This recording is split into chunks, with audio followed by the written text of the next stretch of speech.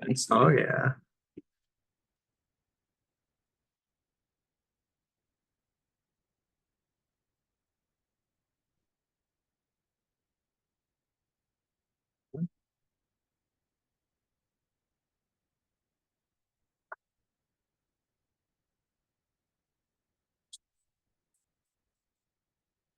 You can minimize that.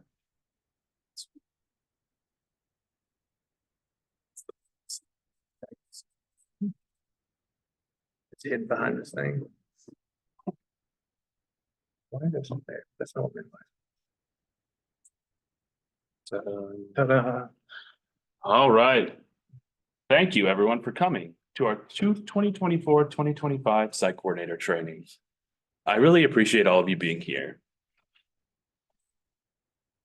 So, as most of you hopefully know, my name is Matt Hine.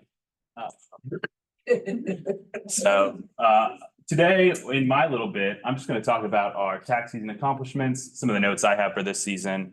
We're going to go over the stuff we've been over before, but if you're new, it is important about cultural competency and customer service. We're going to talk about what additional client services we have for clients at United Way. And then we'll go over the volunteer scheduling, sign-ins, and time reporting, because those are all important. And then Hunter will go over quality reviews and the internal site reviews we do, and then the new intake and interview form. Yay. And then the customer surveys that we do. And Janet will talk briefly about the equipment and supplies. And then we'll just keep rolling. So. All right, I do want everyone to go around and introduce yourself. So just say your name, what site you're at, and if you had a theme song, what would it be? You could also, if you don't think you have a theme song, you could also just say your favorite song. So.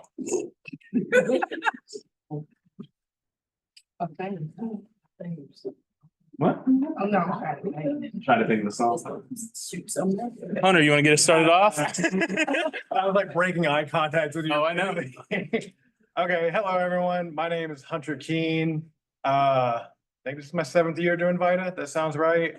I'm at pretty much every site at one point or another. I work with Matt and Dolores and Janet on the FTP team. And if I had a theme song, I don't know. You put you on the spot. didn't you? I know, I did not want to go first. Don't Stop Believing by Journey, just so generic that it doesn't mean anything. All right, Ms. Karen, you think of something?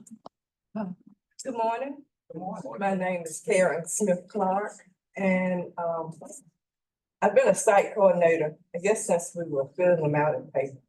Yeah, you know how long it's been, over 40 years. I work at Southland Mall, and I guess my theme song, if it had not changed. All right. On my side. Tell me, what will we be? All right. Good morning, everyone. My name is Denise Williams. I am the site coordinator here at the Union U-Way Plaza headquarters. I, like Karen, have been preparing tax returns for over 40 years. My theme song is We Are Family, because we are. All of us are working together regardless of what site we may be located at. Thank you. Good morning. My name is Brenda Spraggins. I've been a volunteer. This will be my 48th year. I've been at Southland Mall since 2001 with Karen. I've been assistant site coordinator, I think, since 2010. And my theme song will be Stand by Donna McKirkland, because whatever we do, we still have to stand. So that would be my theme song.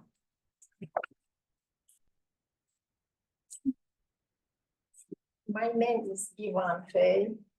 I had volunteered before in 2021 and 2022. I left and back to that. Theme song would be Out the Woods, from Michael Jackson. All right. Good morning, everyone. My name is Brian Blades. And I'm from Memphis Law School. My first year volunteering, preparing tax returns. And if I had a theme song, it might be Staying Alive. All right. Morning, my name is Ian Reddick. I'm also at the University of Memphis Law School, and this is my second year with VITA. And I had to pick a theme song. The World Is Yours by Nas. I'm Marcus Randall. This is my second year at one of the mobile sites. Theme song.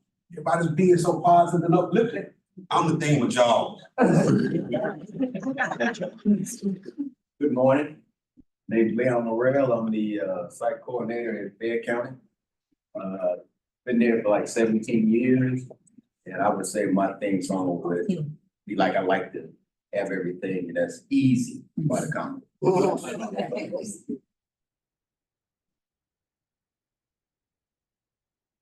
Good morning. My name is William Sally, and it is a pleasure to be with you this morning. I'm a newbie, so I'm taking it all in and scared to death. Theme song. I got here late. Please excuse me. One day at a time. I'm Chandra Slater, site coordinator for Freedom County, West Memphis. It's been 8 years. I think it's about 8 years. Theme song. Have a theme song. I thought about a show I like, but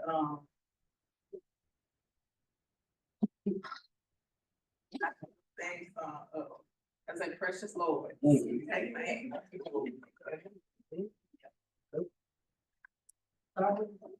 Good morning, my name is Toya Pruitt, I volunteered, I was a tax preparer for the Southland Mall for 19 years.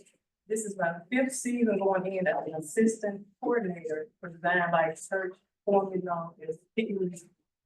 And my theme song, I think will be We Are One by Frankie Beverly Bates. We are one. That's a good thing, I'm sorry. You can say it again, that's fine. I'm Alice McGee. My years of experience with United Way 25 years. I'm at the South Branch Library with Ella as Miss Ella's assistant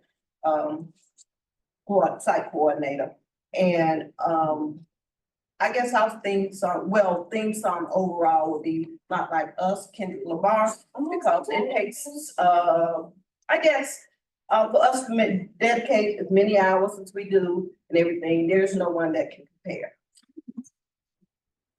Good morning. My name is Ella Woody Walker. I've been site coordinator for 48 years. And I'm at the South Library on 3rd Street. And if I had a theme song, it would be Jesus is the best thing I've ever done. Good morning, good morning. You wanna go? All right. Okay. Good morning, I am Sandra Johnson Taylor. This is my 7th year, I do believe, at United Way Plaza. I'm the assistant coordinator with Miss Denise. I call her Miss D. I enjoy what I do. I love people. Oh, it's sort of kind of hard coming up with a theme song, but I know that I am one in a million. And I think All right, yes. Good morning, my name is Bernie Sykes. I'm Mississippi Mobile, born living in Tumaca. I have been here 4 years and my theme song is Never Would Have Made It. I'm not a season. I'm Bianca Ingram, site coordinator for Shelby County 2.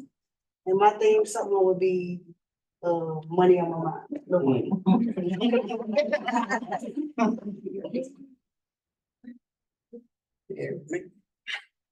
Hi, my name is Sherry Claiborne. Actually, I've been doing taxes since 1986 off and on, so it's been a while. I keep coming back because I love what we do, how we help people, how we give them the information that they need about why they do their taxes. It's interesting. Only theme song that I can come up with, I love all of you guys' theme song, but I like Michael Jackson's Man in the Mirror. Because we have to look at ourselves first before we can go out and get it. All right. All right. Good morning, I'm Monica Austin, I live at Memphis Iris campus. And my theme song will be something about the name Jesus. Good morning, my name is Teresa McNeil. I've been doing tax off and on since 1990. I'm with the Oasis of Hope out in North Memphis at Bickford Community Center. And my song would be Fortunate by Maxwell, because we are so fortunate to be here today and every day. We have lost so many people, you know, it's unfortunate every day. Okay, now it's my turn. I wanted to be the boss.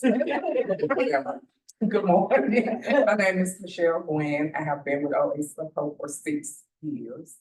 And my theme song is Golden Time of the Day, so somebody else. That's what it made.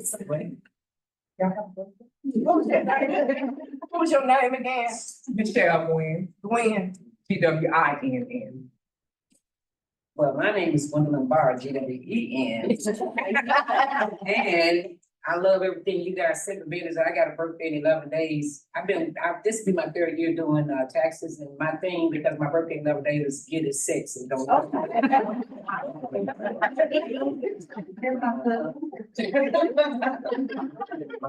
My name is Mildred Nargi. I've been doing this for 10 years, and my name is Respect.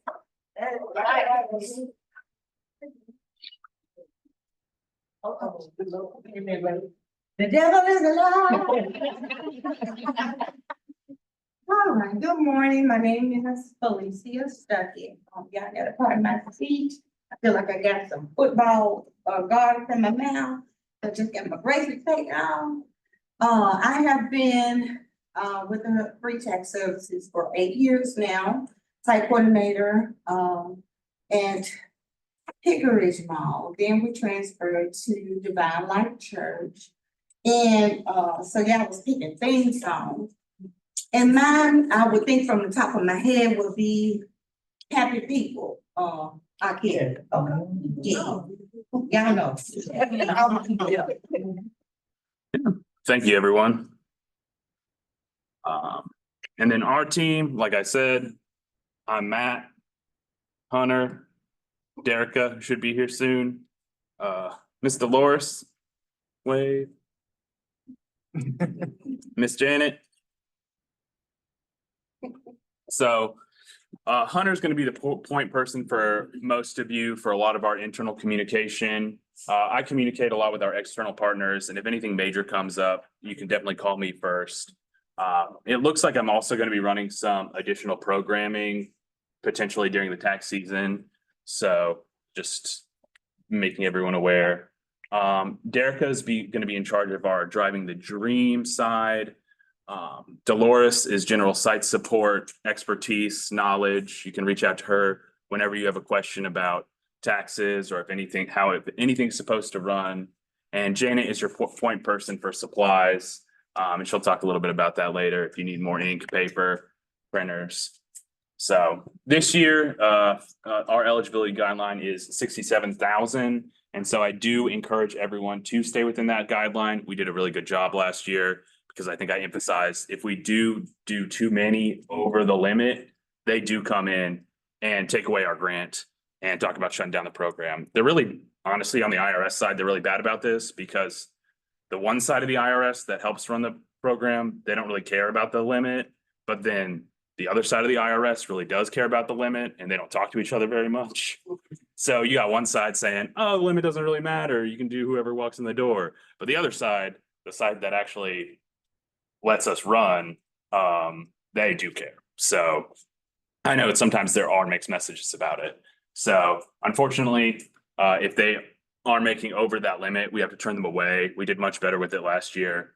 And so we do have other options we can point people to if they are making over the limit. So I just wanted to note, United Way did get a new executive director, Ms. Tamika Hart Wigington.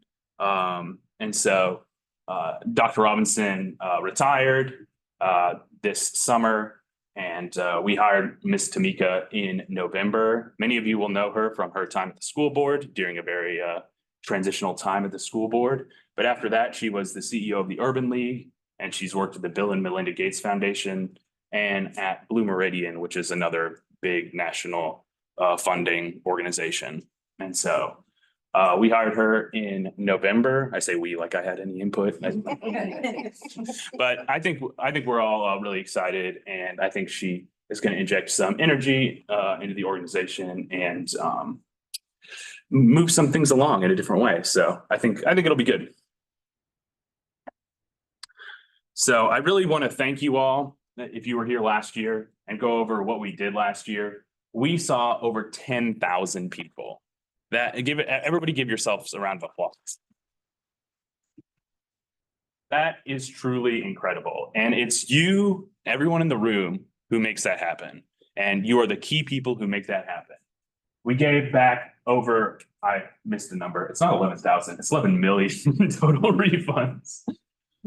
We gave back over 11 million in total refunds to the community and over $3 million in the earned income tax credit.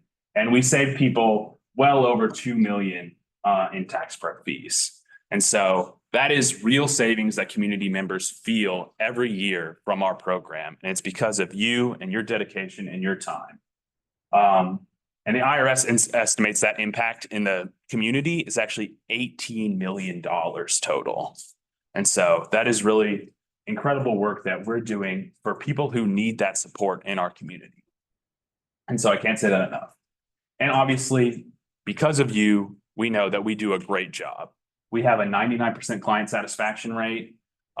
And for serving 10,000 people, the amount of complaints and issues that come up, because they do come up, look, we do get calls, but it is extraordinarily low for serving over 10,000 people every year. And that's because of the great work you guys do, the respect that you guys show every client who walks in the door. And I really appreciate that.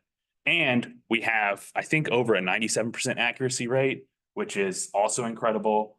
That's better than if anyone goes over to one of those paid preparers. And so that's much better than any of those. And so our accuracy, when people come to us, they're getting better service, more accurate service than if they paid for it, and they're saving hundreds of dollars. And that's because of you guys. And so I really appreciate that. Last year, 26% of our clients were new.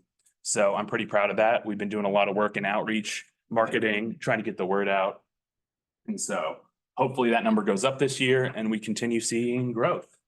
But every single return we do makes a difference. Every one of those 10,000 clients that we help, that's somebody who can come in, it's stress-free. We know that for a lot of people, taxes are a huge stress, huge burden. And we know that they're getting taken advantage of at all these different places. And so every single person that we're helping is making a huge difference to that person. And then you multiply that by 10,000 and it's a huge difference across the community. So, yes. That 10,000, is that an increase from the year before? It is. Okay. Yeah. That's what I was wondering. Yeah, I think we served maybe 9,700 last year. So, yeah, we increased pretty much on all levels. And so that's also thanks to you guys for doing that great work and being available. So some notes for the upcoming season. We will have a site at Binghamton Development Corporation. And I'm really excited about that because they used to have a site with Impact America where Hunter used to work. Impact no longer exists as of last year. So we're really now the only VITA provider pretty much in the greater area. And so we're really that only source of free tax prep. And so we're also going to have a new partnership with Rhodes that we're working out. And so we'll continue to communicate with you about this and how this system is going to work. But they have over 20 students in their accounting class that are required to do over 30 hours of volunteering. They will all pass the advanced exam and we'll figure out how best to utilize those volunteers. And so we'll continue to talk about that and how we place those volunteers and try and make sure that we use them in the best possible way. But I'm excited about that because who doesn't love more volunteers for our program? So, I have put a new DTD question on the survey that I'll talk about, but it's really just asking people if they are interested in any of the services DTD provides. DTD, I keep saying this, Driving the Dream is the other large program that United Way runs. They run this program. It's really a referral program where if you come to United Way or any of their partner agencies with an issue, let's say you can't make rent or you don't have food, either that agency will directly help you or they will refer you to a partner who can. And so that's a lot of what United Way is doing through this Driving the Dream program. They're doing everything from making direct rental assistance payments to helping people get all kinds of different services. And so really, we're just trying to capture if any of the clients that we're serving at any of our sites need these services. And so I figured the least intrusive way to do that now was just to ask a question on the survey. We'll follow up with them within a week or two, see what services they need, and then go from there. And so it's really not, it shouldn't be much of a burden on you guys.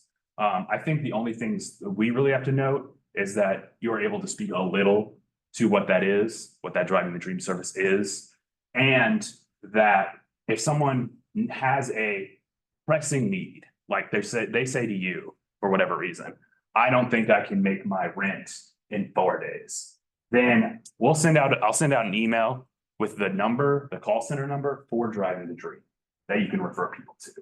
But obviously that's not you're not a case manager. You don't have to do that, press people. That's if they offer that up to you, you can then offer back, hey, this is a different service that United Way provides. I know last year, what's her name? Kimberly was our person at South Mall for Driving the Dream.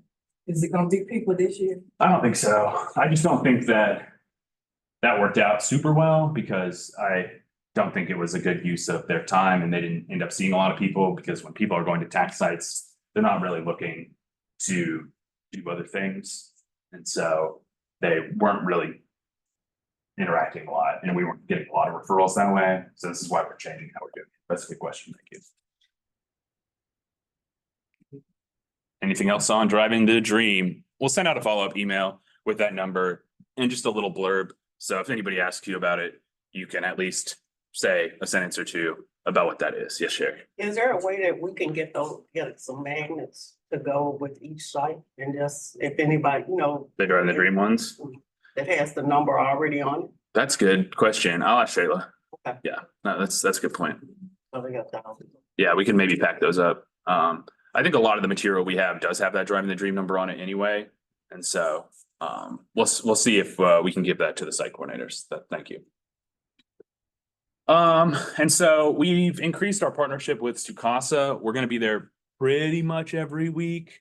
So they're going to have interpreters there at Sukasa. So if you do get Spanish speaking clients, you can let them know. Obviously they can call 211, they can call us, but or they can probably call Sukasa. But that's really where we're going to want to refer our Spanish speaking clients to, because we're going to have those interpreters there to work with those people. And I just think that's the easiest and best way to try and work with those Spanish speaking clients. And so I am excited about that, to try and be able to serve that community a little bit better, because it has been a little bit of a hole in our coverage. And so trying to do more outreach through them as well. Most of the ones we get, they usually have somebody with them. Yeah, that's fine. I mean, if they have somebody with them who wants to interpret, that's great. But yeah, I'm talking, this is mostly for people who don't have another option. Well, one thing is, and everybody was really good about this last year, but if you aren't going to be available for a certain day where the site's scheduled, we need to know that as far ahead of time. So we can either try and make arrangements for the site to still run that day, or just let all of our partners know that the site is going to be closed that day. Because the last thing we want is a bunch of people obviously showing up when they thought you were going to be there, or the IRS showing up when they thought you were going to be there. and it looks bad for everyone. So just let us know. We will no longer be doing Get Your Refund. I know not a lot of people even probably were that familiar with Get Your Refund, but it was just ended up being more hassle than it was worth as an online service to do your taxes. And so, especially with Direct File coming out and My Free Taxes, I just didn't think it was going to be worth the hassle. Oh, I thought I had it.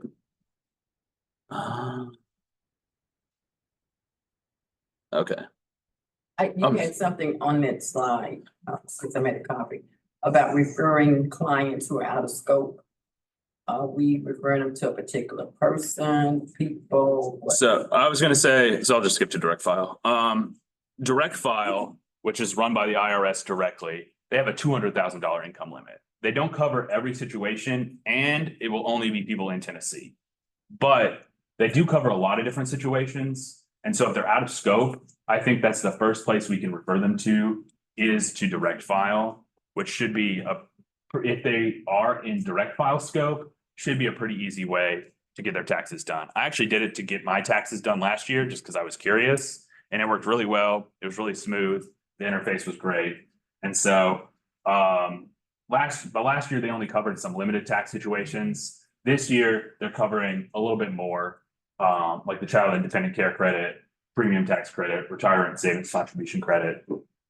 And so they ended up serving 140,000 taxpayers last year.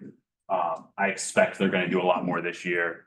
So if they are out of scope, mostly because of income, you can refer them to Direct File. And it's pretty easy. If you just Google Direct File, it'll take you directly to that Direct File website. I have a question. Yes, ma'am. Okay, with that Direct File, a lot of times when you do free and it's out of scope, it's a fee for certain schedules. So is this free all the way through? As long as they're within Direct File's scope, it's free, but it's not gonna, they're not gonna cover like schedules. I'm different, because the Yeah. Schedule C, Schedule E, Schedule D, I don't think they. Yeah, no, they're not gonna cover. It's really fancy. Yeah, it's gonna be people who are making too much, but they really have a basic return, but it's a good first thing to refer people to if they're out of scope, I think. Now, we just found out that on down in South Lamar is a paid prepare, Okay, interesting. and so, I just want to let you know. We can talk about it. Oh.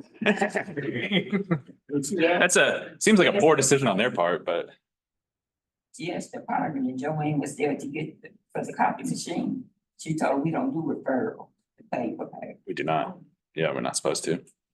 So, yeah, well, we can follow up on that and see how we wanna deal with that.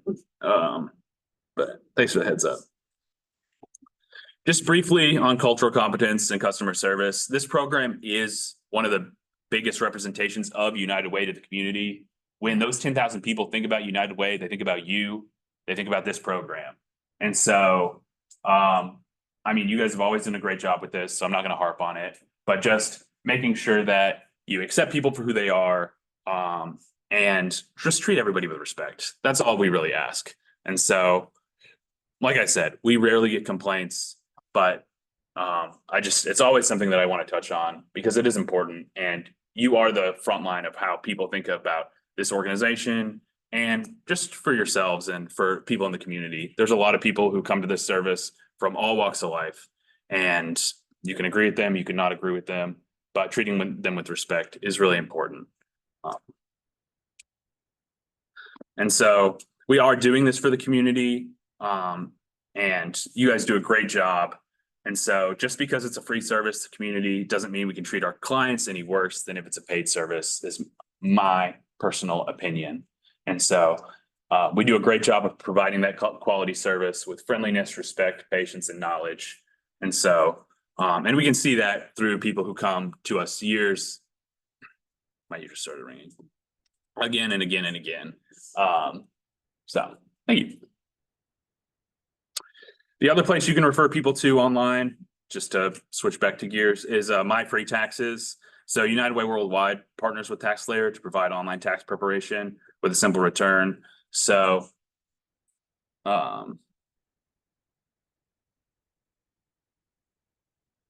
That is self-preparation, and it's for anyone who makes under 79,000 or below. So.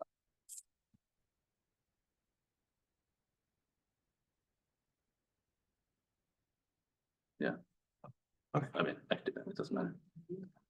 I can do it. Okay, yeah, so last year we did a much better job of making sure all of our volunteers signed in. I want to keep that up because we need that information for the IRS. So making sure that you know when your volunteers are coming, making sure that all the sign-in sheets are submitted through that job form, because that's really how we're getting those volunteer numbers. And so we're going to try and put it on the laptops again, like it was last year. So all you have to do is really click the link on the laptop, sign in, put your hours in, all that good stuff. And so if you could do that weekly, that would be great. We need that reporting for the IRS. So. And if y'all happen to get any of the roads volunteers, please encourage them to sign in too, because they're gonna need those hours for part of, you know, for their class. So if they forget to sign in, then they're all gonna email me on that last day of the class, and it's gonna be a whole thing. So please remind them to sign in on the job form as well. All right, so quality review. Quality review is still a big component of what we do in terms of the tax preparation. The purpose of the quality review is to ensure that a taxpayer's return is accurate based on the intake interview sheet and the supporting documents that they provide and the interview we have with them. So, you know, we will always conduct a quality review of every return at our site. That is a big component of like the rules that the IRS gives us. You know, we have a lot of flexibility with some of the stuff we do, but there are a few things that we have to do for the IRS compliance. Quality review is one of that. Always has to be peer-to-peer. We cannot do self-review. The quality review will take place after the return is prepared, but before the taxpayer signs the return. It'll also be, you know, after we advise the taxpayer of their responsibilities to provide accurate information. And we have to make sure that the quality review is done with the taxpayer, that they are there to explain any discrepancies that might come up during the review. This has to be something that's taking place before they leave the site. We need the taxpayer to be a part of the quality review process. The quality review process must include 4 critical actions. We have to engage the taxpayer in the process. So again, it's important that they are still there. They have to be a part of it. We use the quality review checklist in the publication 4012 during every review. You know, once you go through that a few times, and you just pretty much memorize the process and how it is, so it's not that bad. We compare all information provided by the taxpayer on the form 13614C and supporting documents against the completed tax return. So I'm going through that yellow form, looking at everything they've checked yes or no to, see if they've checked yes to, yes, I had retirement, but I'm not seeing any retirement on the tax return. Then I'm going to ask and be like, hey, you said you had retirement. Do you have a 1099-R? What's going on with that? That's how quality review works. If necessary, use reference materials to verify that the tax law determinations are correct. So just being aware of your resources, being able to flip back to those reference materials. And again, just making sure that we do all this while the taxpayer is there, while we have all their materials and their documents, because it's a whole lot easier to check a W-2 when, you know, they're there and they have the W-2 than after they leave. The importance of quality review, again, you know, we just want to make sure that every return we prepare is done correctly and accurately and catch any errors before they become a problem, you know, before they're transmitted essentially. And when we say errors, we don't mean, you know, like anyone specifically or anything, just, you know, we type however many millions or billions of numbers on keyboards throughout these next few months, like human error happens. That's what quality review exists for, just to catch those things, make sure that we catch them before they go to the IRS and cause any trouble for them or the taxpayer. We just want to make sure that the VITA site complies with all 10 quality site requirements, which we'll look at here in a little bit. And we want to make sure that the return is within the scope of service for the VITA program and within the appropriate volunteer training certification. So if you have a basic volunteer, make sure that they are a volunteer who's certified through the basic level, make sure they're only doing basic level topics. But you know, most of our preparers will be certified through the advanced level. So just, you know, make sure you don't have someone who's only certified to be a greeter or a screener doing a tax return or anything like that. Make sure again that the taxpayer is involved in the process. They keep repeating that because it's very important. And the importance of the quality review is to help the volunteer prepare while conducting the quality review. So just, you know, as site coordinators, if you have volunteers who are new to the quality review process, please be sure to just help them through it. You remember to advise them to use that checklist. Again, once you go through the checklist a few times, you kind of get the rhythm of it and you don't have to rely on that so heavily. But if they're new to it, make sure they're using that checklist. that they're going through the steps and that they're getting a feel for what it's like. That way, when they start doing it on their own, they're doing it the right way. All right, site reviews and visits, the fun stuff. So the IRS will occasionally conduct site reviews. United Way will also conduct site reviews just to ensure adherence to the quality site requirements. The site review sheet is used to measure the adherence to the quality site requirements and the volunteer standards of conduct. It's also used to identify trends and monitor site operations. You can review those forms. Really, it's just like a checklist of like those 10 quality site requirements and those, I think it's 10 volunteer standards of conduct. And, we're just making sure, 6 volunteer, less conduct than I thought. Okay, so they're just making sure those 16 things are really taking place at each site. And if they are, then you get 100% for the site review. Refer to publication 5166 to learn more about the quality site requirements and the volunteer standards of conduct. And open-ended questions are shown in parentheses on the site review form. They can be used to ask the coordinator to explain the site's processes and procedures, ask additional probing questions, and obtain information to ensure the coordinator is adhering to all the components of the quality site requirements. Confirm the information provided by the coordinator with what you observe at the site. So essentially, they're just going to make sure we're doing what we're supposed to do. If it's the IRS people popping in, or if it's me or Matt or someone else from United Way popping in, this isn't meant to be like a gotcha moment or anything. Like we're required to do these, and we have a very high 10 out of 10, 100% rate on these. So I'm not concerned about these, but just to give y'all a heads up, that's still something that's taking place, still will be going on. So it is important that, we are adhering to these requirements, that we're doing what we need to be doing. If we're doing what we need to be doing, then we don't need to worry about these. IRS will visit us. Oh, yeah. They will. They always do. And it always happens to be on like the day you don't think it's going to be, when you're like, I can actually relax today. It'll be on that day. How much advance notice? I don't think They're doing surprise. Yeah, they don't give us advance notice. They're just like, they call me up and they're like, hey, I'm at this site. And I'm like, I'm on my way, I guess. Yeah, they send secret shoppers out. So they've been doing that for the last 2 years. Yeah, sometimes they don't even like tell you who they are till like, they kind of like looked at it for a bit. So there are different types of site reviews. The field site visits are really the ones that we'll see the secret shoppers, the ones where they make unannounced in-person visits to aid and offer assistance, identify and share the practices and strengthen adherence to the quality site requirements. So a field site visit will include one return review. So that means that the secret shopper will watch the coordinator or the preparer complete a return, and then they'll review things like the return and tax layer. They'll review the intake form. So again, it's always important that when we fill out those intake forms, they're filled out completely. The grade-in section that we need to fill out is filled out. We'll talk about that more in a minute. But that's what the secret shoppers one are like. Remote site reviews, this was more of a thing during like COVID, where they'll like schedule a time to do a conference call and talk to y'all. I don't think we've had those since COVID, but if they need to do it over virtual or over the phone, they can do it then. Then it's, even easier because you're just having a conversation with them over the phone. And then partner reviews, those are the ones that they encourage us to do here at United Way, where we will conduct our own reviews, which is just pretty much using the same forms that they'll use for a field site visit, just, an internal one. So I'll come by at some point and be like, surprise, it's me. I've got the site review form, and I'll give y'all 100% because y'all are all going to be perfect and do everything in adherence with the IRS. So these are those review sheets. So like I said, there's really not much to it. It's just got essentially like the 10 quality site requirements. And I'm going to say, yes, the site was doing this. This requirement was fulfilled, or no, it was not. And again, these, you can look at these if you want to. These are public forms, so you're not going to be shocked by whatever they're grading you on. You can all access that.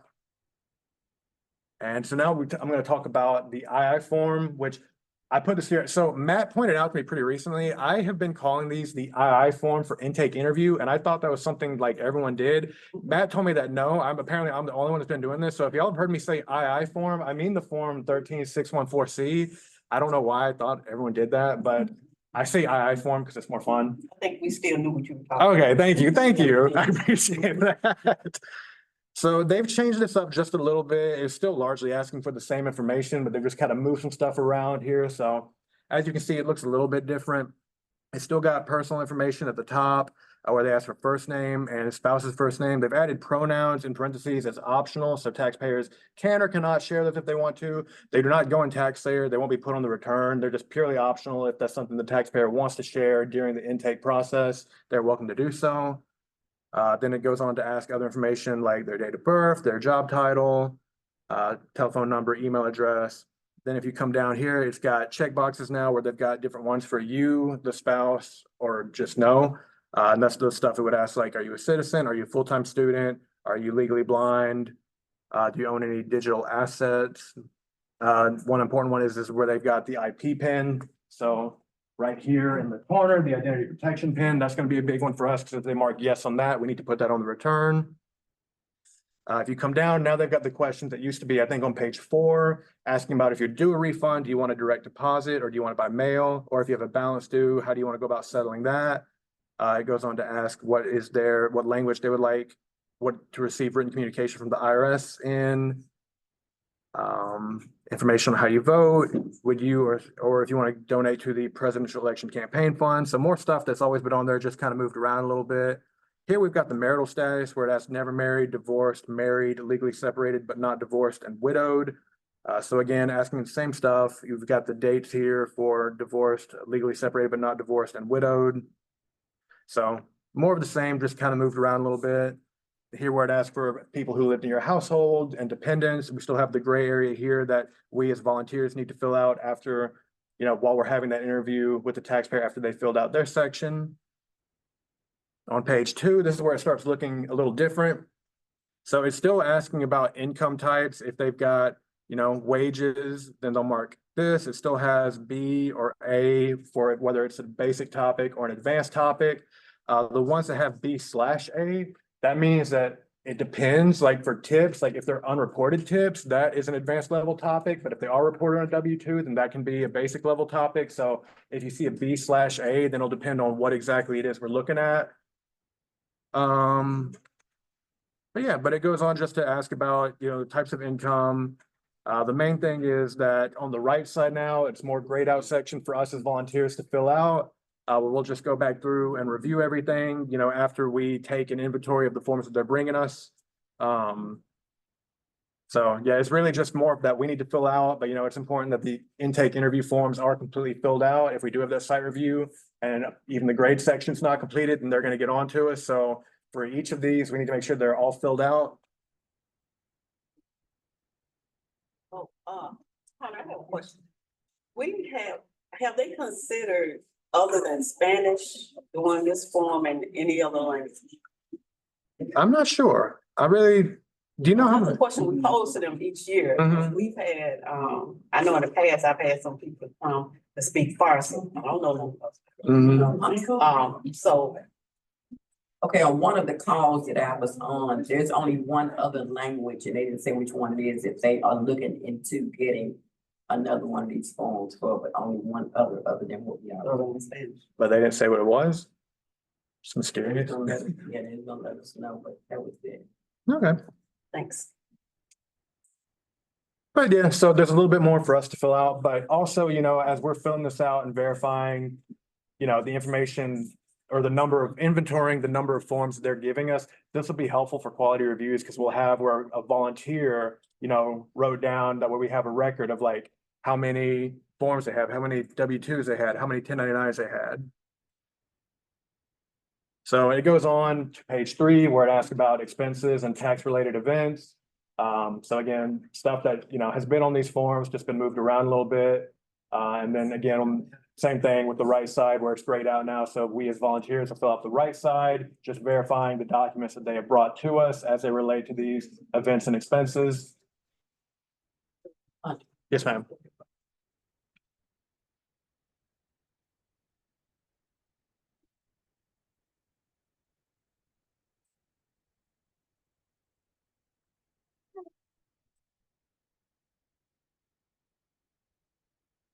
It does have this in all other languages. We would just have to print it out beforehand if you want it. But this is in other languages on the IRS website.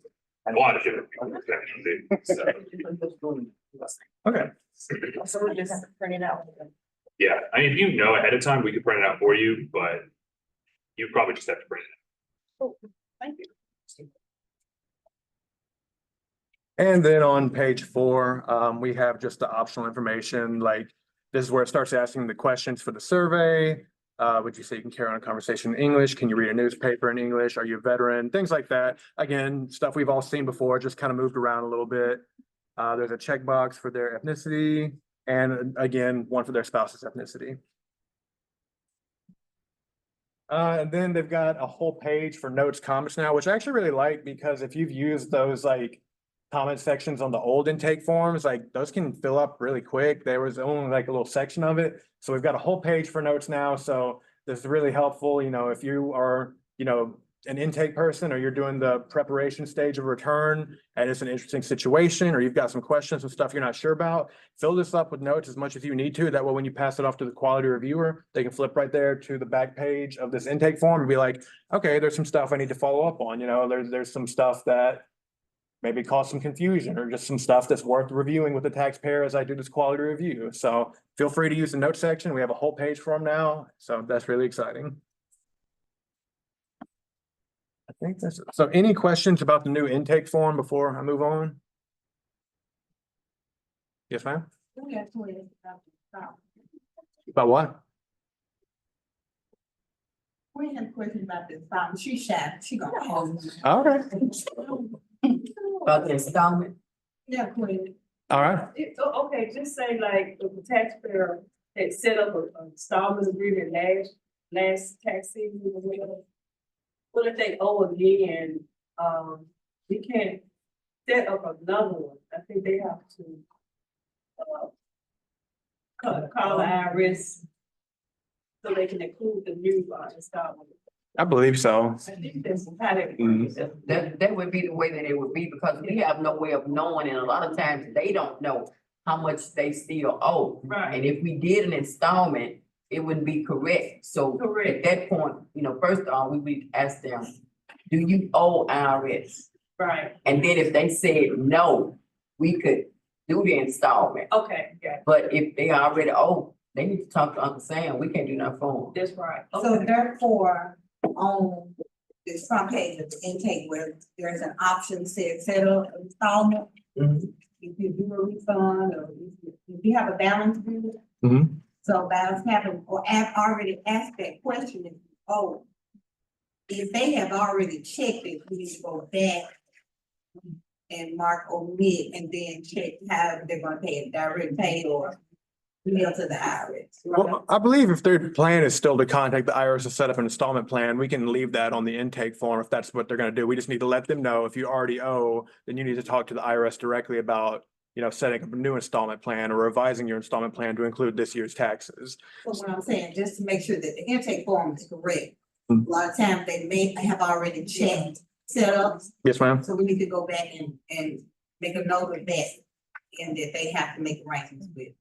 I think so. I think if you want to add a note there, I think that's great. Mhm. Just the accuracy of the. So the quality Right. reviewer would know. Yes, ma'am. So, you know, then they come back, well, now I set up an installment, it's on paper now, well, Mhm. sir, woo. You understand what I'm saying? Yes, ma'am. I think it's a great note to add. Oh, Any other questions about the intake form? All right, I'm gonna keep moving. All right, so our customer surveys, largely the same as they were last year. They're still shortened from what they were 2 years ago. I have not added the additional question for DTD yet, but I'll talk about that in 1 second, but it's the same 10 questions from last year plus the new DTD question. So you know, these are all multiple choice, so they'll just circle one of these and just at the end of the return, when we're going through it, make sure we're putting these into TaxSlayer. Cause I run these reports at the end of the year, so it's, you know, the more y'all put it in, the more work I have to do. So keep on doing it because it's fun. So keep putting those in. That's really helpful for me. And the new question 11 is the DTD question. And it just asks, you know, it talks about DTD, talks about the services, and asks, would they be interested in receiving more information about these services?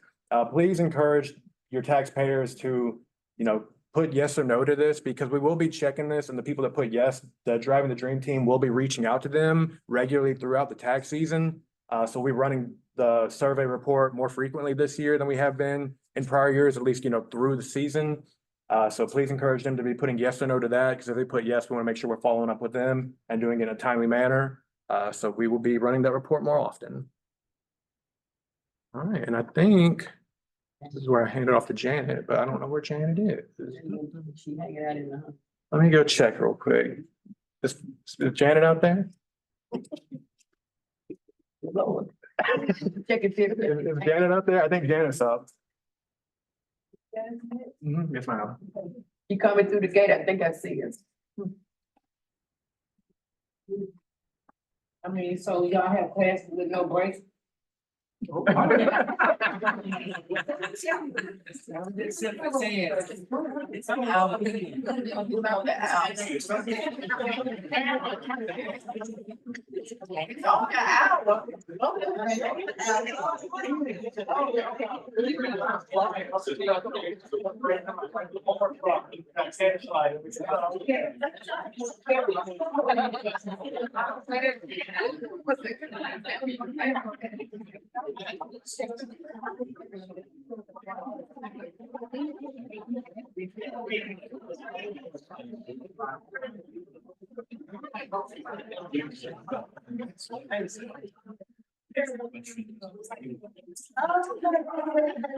Hello, lovely people. Welcome back. Welcome back.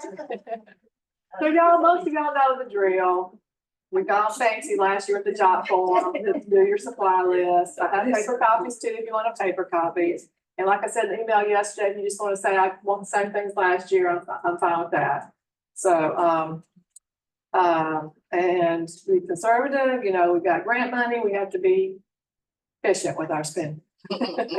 And also during the season, if you find out you're short of paper, pens, whatever, you know, just send this in again, the job form, and try to give us a few days notice, and we'll get it to you just as quick as we can. I think that's pretty much it, right? Yeah, I think so. Slide with me. Yeah, do I want some paper copy? I do. Okay. Oh, there's a continued side. I know you do, but that's for in case of. So then you may want, after this, you might want to. Right. So, yes, sir, I did. do you have a question? Oh, sorry. I also want to recognize Janet this summer. She celebrated 50 years. I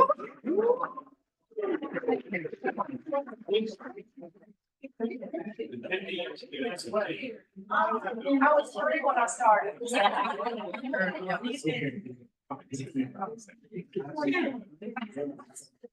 And this last slide just says, if you have an issue with any of your equipment, be sure you can contact Janet with her email, include the item name and tag number assigned if applicable, a description of whatever's wrong with the equipment and the date that it occurred. You're giving out information. Basically, if you have a problem, just email Janet. That's what this slide says. If you have a problem with the equipment or supplies, you can contact Janet and just include the item name and number, a description of whatever's wrong with it, and the date that it happened.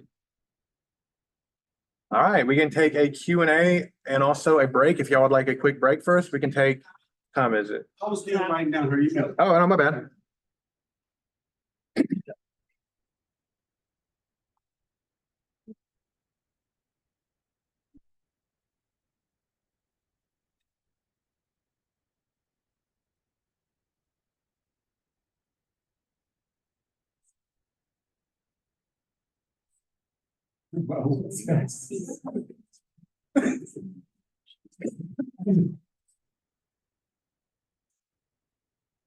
Before we break, do anyone have any questions about what's been discussed thus far? Or anything else with their concerns? All right, I've got 11:06. So what about like a 9-minute break? We get started at 11:15. About a camera, so 15-minute break, come on now. Okay, what do y'all want? Stuff off, 15 minutes. 15 minutes. Whatever. Okay, so at 11:21. Put on there, y'all.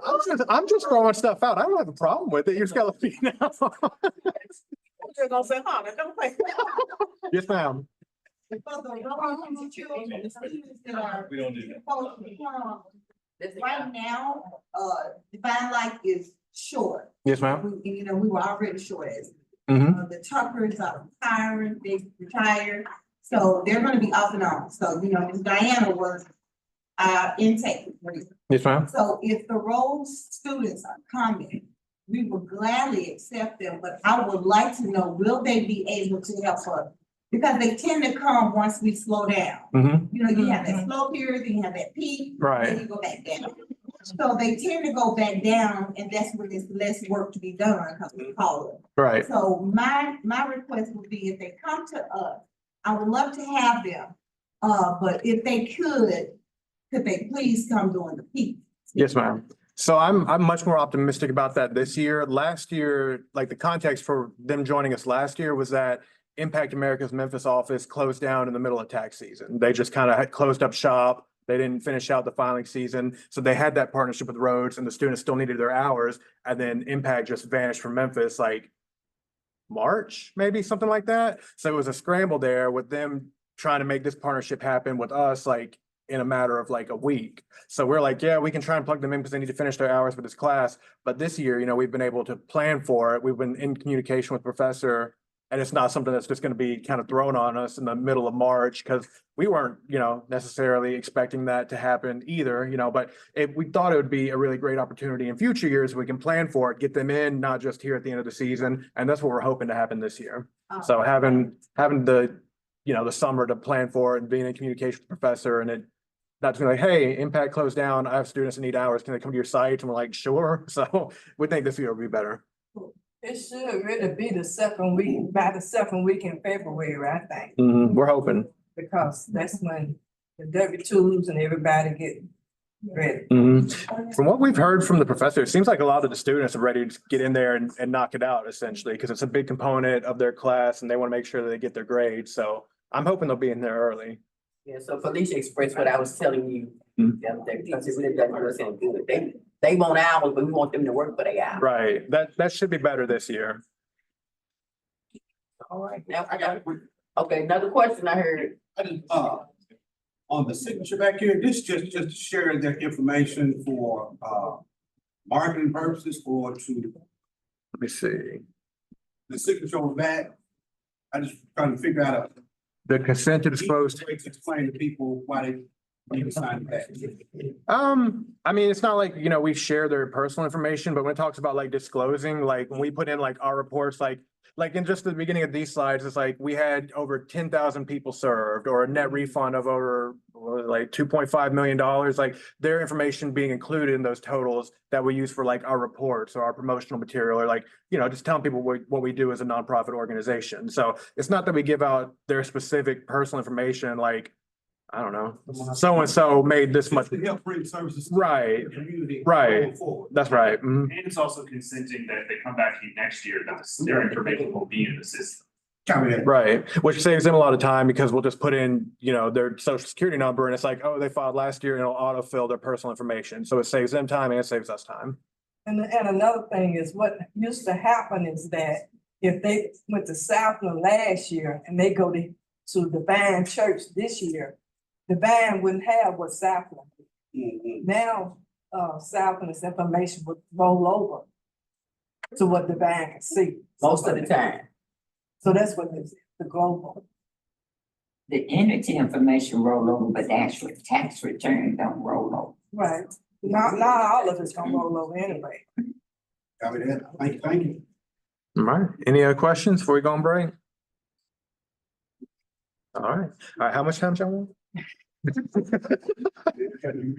Yeah, I gotta go through 15. 15. Okay, so we'll get things started again at 11:30. There you go. There we go. All right, rounding up. We're rounding up.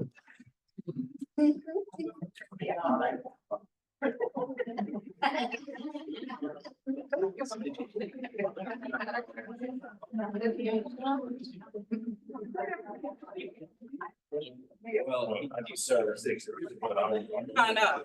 Yes, ma'am. Maybe, one thing when we come back, that you might want to, tell them, what exactly do we get the taxpayer back? You know, because a lot of people don't. Okay. That, you know, what the taxpayer gets back, what they're supposed to take, because. Like print out a copy of the return and give them all their forms back and stuff? Okay. They don't know that. Cool.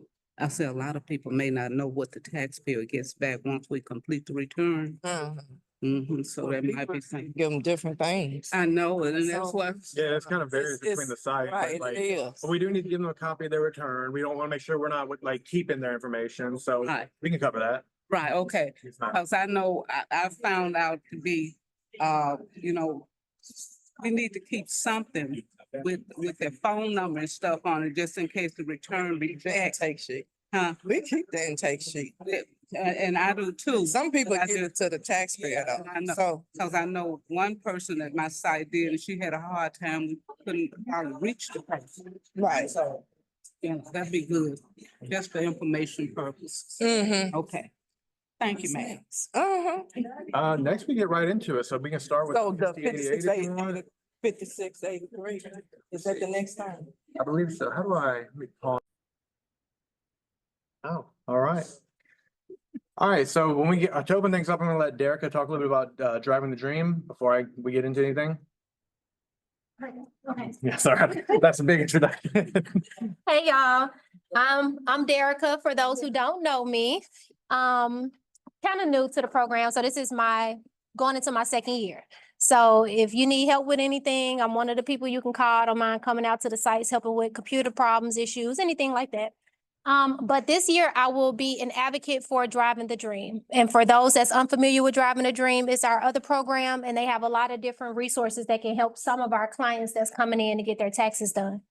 So they have housing help and help with utilities and all of these great things, right? So what we want to do this year is to be a space where they can get more help just by simply coming in and having a conversation with you. And if you see that there's something that they may need, then you can point them to the direction of Driving the Dream.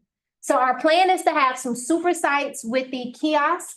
And I think it's one out in the hallway that kind of shows you what it looks like. They can go up and they can put their information in, and they can get set up for some resources and things that we have that we offer for that.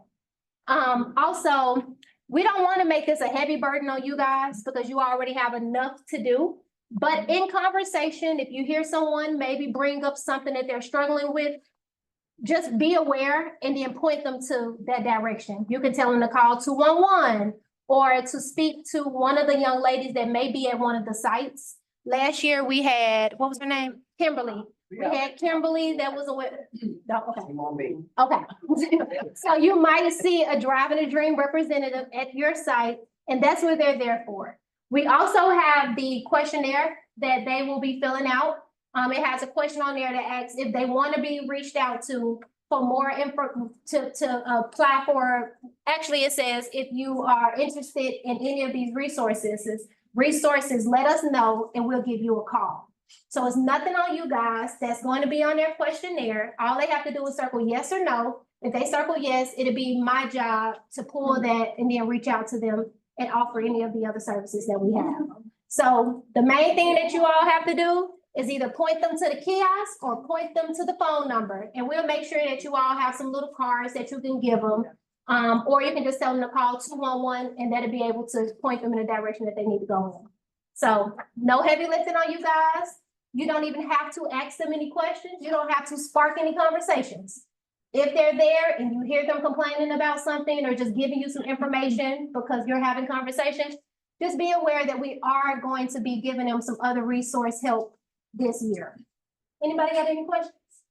Yes. This is only for Tennessee, or you have to do that for Arkansas as well? It's not for Arkansas. It's only for Tennessee. Yes. Is there a website or something I can? So you can send them to our website, midsouth.org, and they have Driving the Dream on there as well as free tax prep. So everything that they need to have is there. And they just go to their website, or they can call 211. So you can always get them that phone number. Anything else? Yep, that's the website. So if they go there, they can go get help now. They can show their interest. They'll be able to get all of the help that they need there. But that's all we need from you guys. Just being aware. I know sometimes people get very personal while they're sitting in front of you guys. And so if you just hear something, just let them know like, hey, we do actually have some other resources that United Way is offering. So If you need help with anything, you can't do anything for them personally in that moment, but just give them a phone number or a website to visit. Yep. Okay. All right, Thank you, y'all. Derica. All right, before we get into the site coordinator training, I've got two announcements or stuff I was told to say to y'all. The first one being, if you are a new site coordinator, if this is your first year as a site coordinator, if we do wrap up things here a little early before 5 today, know that as new site coordinators can stick around if they want to have a little more, lessons or questions or talk about anything. We're gonna have a little bit of extra time here. So if you're a new site coordinator, you're welcome to stay a little bit afterwards if you have any questions you want to talk about or work through anything specifically or take a look at anything a little closer. And the second thing, I was asked about what documents do we give back to the taxpayer. So I know that can vary. Some of y'all do your sites a little differently. Some of y'all like make copies of the W-2s. Some of y'all take like the tax prepare copy off of their forms. So, what y'all do at your site is really up to you, but just the things we want to make sure we're giving back to the taxpayer are things like their identification documents. We don't want to hold anyone's social security card. We don't want to keep their photo IDs, anything like that. They show us for the tax return. We want to make sure that we're giving that back to them. We want to make sure that we're giving them a taxpayer printed copy of their return when we finish it for their records. That way they have a copy of it. If they're paper filing, then they need 2 copies of it, one for them to keep and one for them to mail. Anything else that we need to make sure we get back to them? I think those are the big ones. Okay. Yeah. So like I said, it can vary by the site, which y'all retain and which y'all keep. Just make sure we're giving back those big things, and whatever we are retaining, if you do retain any documents at your site, make sure those are secure, that they're not just like laying about for anyone who could take them, especially if it's got, private information on it, like a tax form might. All right. So now we're going to get into the VITA site coordinator training. For the site coordinator training, there are really 2 documents. This is the form 5088, and the other one is the form 5683. So the 5683 is really important. It is the handbook for partners and site coordinators. This has pretty much everything you could think of that you might need. It's 104 pages, and if it will load, because it is so much, it is just full of information. So this is a great resource to have, but the 5088 is essentially all of that condensed into training presentation slides. So that's what I'm going to go through, but just know everything that we're talking about that might be kind of summarized in these slides is going to be much more much more drawn out and looked into if you just go to the pub, not that one, pub 5683. So if you curious about anything, first of all, I encourage you to ask questions during this, but if there's something we go through in these slides that you want a little more information about, just know there's probably a whole chapter on it in the 5683.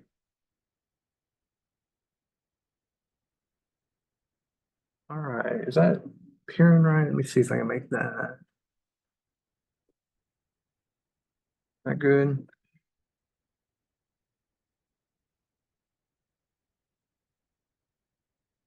Okay. First of all, thank you. So the IRS thanks you. We thank you also. We cannot do any of this without y'all. We really appreciate, what you put into this, especially in the coordinator role. We know it's a lot of work. We see what y'all do, both in the reports we pull from TaxSlayer and just seeing y'all when we come visit the sites and just talking to y'all. We know it's a lot of work, and we're really, really, really, really appreciative of everything that y'all do, the sacrifices that y'all put into doing this.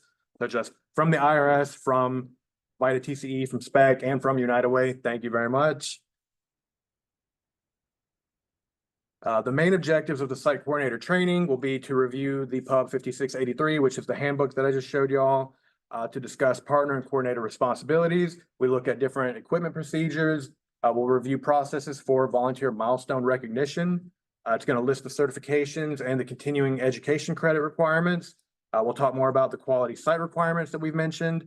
We'll look at the key steps for the intake, interview, and quality review process. We'll talk about the volunteer standards of conduct, which is another thing we mentioned. We'll talk about prepare fraud and misconduct, and we definitely don't want to do that. Talk about different taxpayer consents. We'll look at the TaxSlayer software, its resources, and its enhancements for this year. Take a look at security requirements. Talk about the different types of reviews. Actually, we already talked about the different types of reviews, so I'll probably go through that pretty quickly. And then we'll just share additional resources that y'all can share with taxpayers and with your volunteers that might be helpful. So talking about resources, these are some of the big resources that y'all have as site coordinators. The big one at the top again is the 5683. That's gonna have pretty much everything you can need to know about being a site coordinator and the processes with the IRS. The Pub 4299 is the privacy, confidentiality, and civil rights of public trust. You've also got the intake, interview, and quality review handbook, which dives more deeply into that process specifically. That's the 5838. We will have the 5166, which is the volunteer quality site requirement. So we'll go over those in detail, but if you ever need any more information about those are available. Same thing with the volunteer standards of conduct. That's in the ethics training in publication 4961.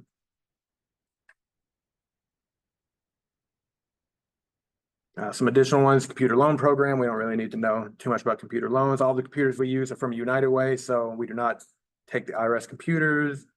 We're not doing over the phone interpretation this year, so we won't need that. The site coordinator, excuse me, the site coordinator corner is a really useful tool. And it's a resource tool where you can find VITA best practices, you can find the ebooks, you can find different publications, some different fact sheets for general information. So we can take a look at that. So it's just on the IRS's website and it's got a bunch of different resources and information, a lot of e-publications you can download, a lot of PDFs. So if you ever need any resources, that's a good place to go to. I don't know.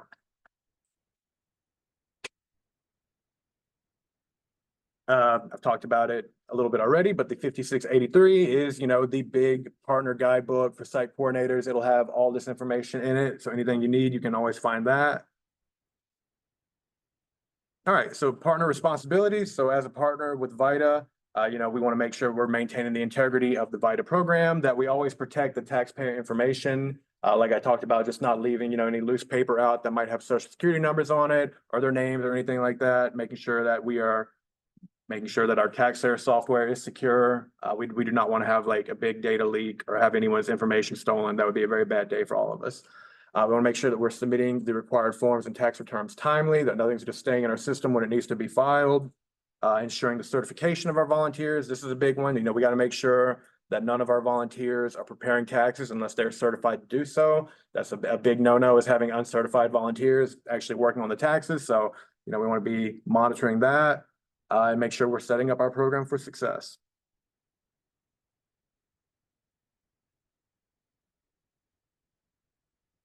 All right, the qualities that VITA thinks are key coordinator qualities. These are ones that y'all all have because y'all are amazing. The willingness to devote the time and effort required to prepare the returns accurately and to answer questions in a courteous and helpful manner. It does take a lot of time and a lot of effort, and there's a lot of sacrifice that goes into that. So again, thank y'all for being here and for being willing to make that sacrifice. It says a lot about y'all, and we're just so grateful to have you. Strong volunteer spirit and organizational skills. It takes a lot to be a site coordinator. You're essentially managing the site, so that's a really important component of it.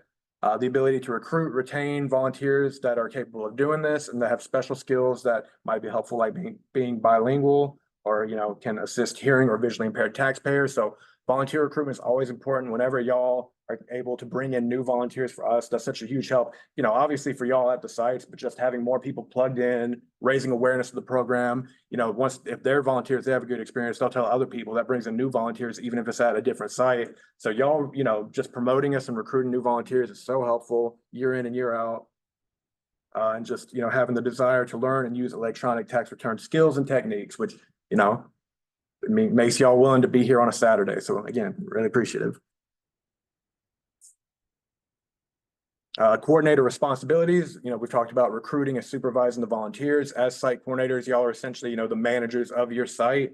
So you'll be managing volunteers, determining the site's days and hours of operation. Those should be already set for the year, but, monitoring those, making sure that y'all are opening and closing at the right time, that we're in compliance with, the site. Ensuring that the volunteer standards of conduct are met by all volunteers. If you see someone, acting not in compliance with the volunteer standards of conduct, making sure that you're following up with them. If any further actions need to be taken, you can follow up with them or let us know depending on the severity of the issue, but just making sure that you're monitoring that with your volunteers. Same thing with the quality site requirements, making sure that the site operations are always in compliance with the QSRs. Discuss volunteer tax alert and quality site requirement alerts or cyber tax alerts. So If you're not familiar with those, we will occasionally get alerts from VITA and TCE that, you know, y'all will get via email, and just making sure we're talking about those with the volunteers, because, you know, we're supposed to like make sure that they're aware of those, any updates that we get from them. We want to make sure all of our volunteers are aware of those updates as they are released. So just making sure that you're distributing that information to your volunteers, and serving as the responsible official for maintaining the EFIN as required by the partner. Yep. It talks about the 5683 a whole lot. It is again the handbook where you can find pretty much everything. So talking about required forms, you know, the spec requires certain forms that need to be completed and sent to our relationship manager. Matt and I and Ms. Dolores and United Way has pretty much done most of these. The main one that y'all will need to do is the 13615, that's the Volunteer Standards of Conduct Agreement. That'll be the digital form that you will get from your Lincoln Learn when you finish all your certification exams and you passed all those. Then it'll give you the option of like digitally signing that form. So you'll want to make sure that you sign that form and get that form to me or Matt before you start volunteering.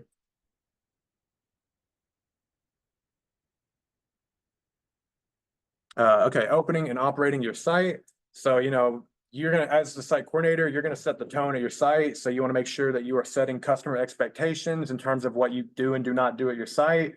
You know, some sites have the capacity to take on things like amended returns, prior year returns, things like that. And some sites have different criteria for what documents they accept or they do not accept. I would say if you want to like handle that at your site, however you see fit, you know, within your scope, you're welcome to do so. But I think it's important within, you know, your site that stays consistent. You don't want to have one taxpayer coming in and saying, oh, well, I was told I could do this, but now today y'all aren't doing this. Or I know someone who y'all did his amended return, but now you're telling me you don't have time to do amended returns. So, you know, just making sure that we're setting the customer expectations and keeping it consistent at the tax sites.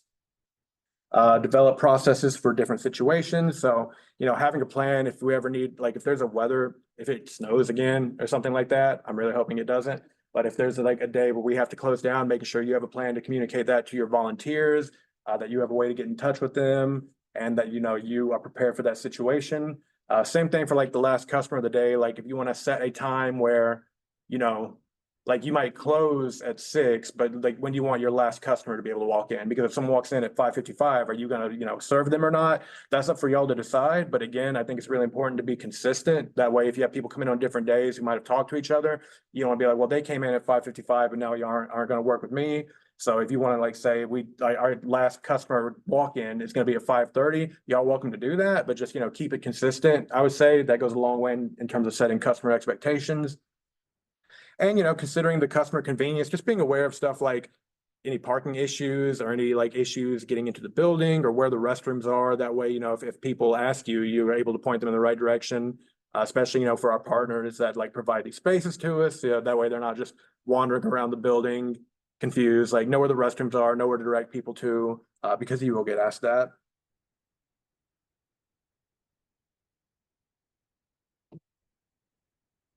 All right, so when you close your site at the end of the filing season, just, you know, make sure we're following these closing procedures.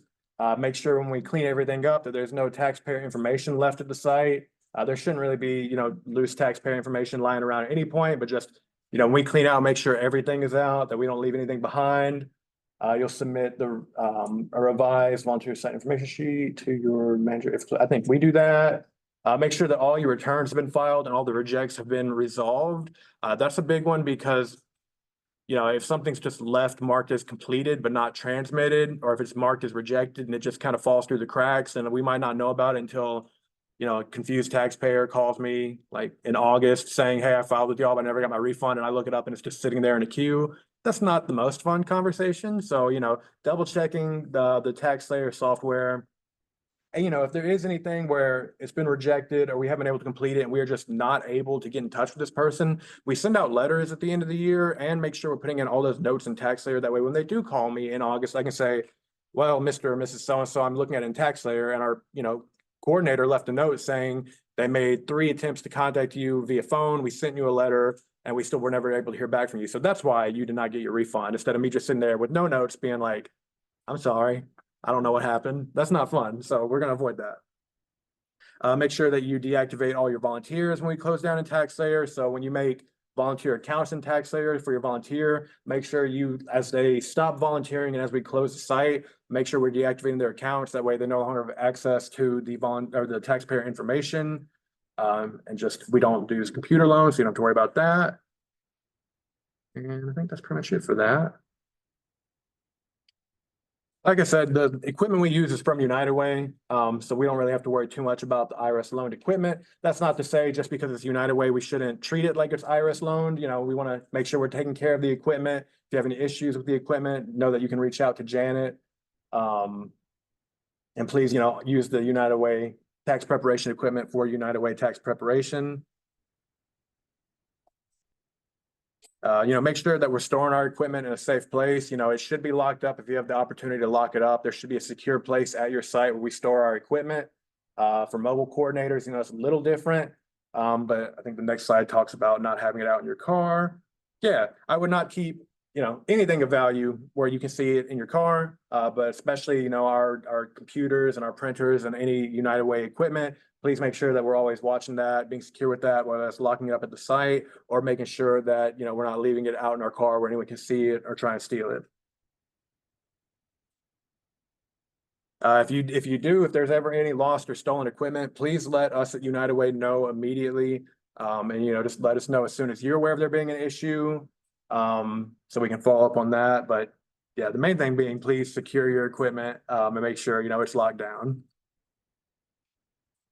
All right, so when you start getting volunteers, you know, the volunteers can't actually, you know, volunteer until they have completed their certification exams. So all the volunteers must register and certify via Lincoln Learn. If they've been in our, you know, new volunteer training sessions, they should be pretty familiar with that and be in the process of doing that. Yeah, so, but just, you know, if you get a new volunteer and you're setting them up, make sure that you're checking their certifications, make sure they're bringing you, or that we have it on file, their, the volunteer standards of conduct form.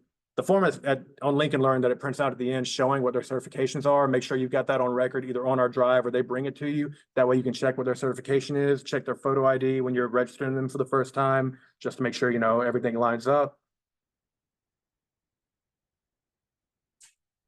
Yeah, all volunteers must pass certifications annually. Passing grade is 80%. So for the 10 question ones, that's at least 8 out of 10 questions. The certifications include the volunteer standards of conduct, the intake interview and quality review. Everyone will need to do those two, including screeners, site coordinator exams only for y'all, for site coordinators. And then all the other volunteers who are actually doing the tax preparation should have the advanced certification. There are additional certifications that some people might get, like military. We're not doing OPI this year, but we'll see some people get military, and that's really helpful because that allows us to work with people who might have topics that are specific to that certification, but that's not, you know, a requirement for our volunteers, but just know there are additional certifications that some people might have, which is a huge asset for them to be at the site, but it's not something that we require. But now, if you have military, someone else needs to have military in order to quality review you. That's a great point. Yeah, so for our quality review purposes, you know, we have to do peer-to-peer. So if you are going to be like certified in one of those additional ones, then, you know, we need at least 2 people certified in that specific topic at each site in order to do the quality review to complete those returns. Oh.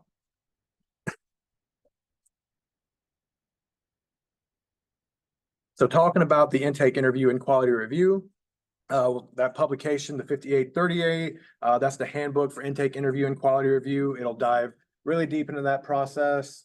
And it provides a guide that sites can use to follow to make sure that all the taxpayers leave the site with an accurate tax return.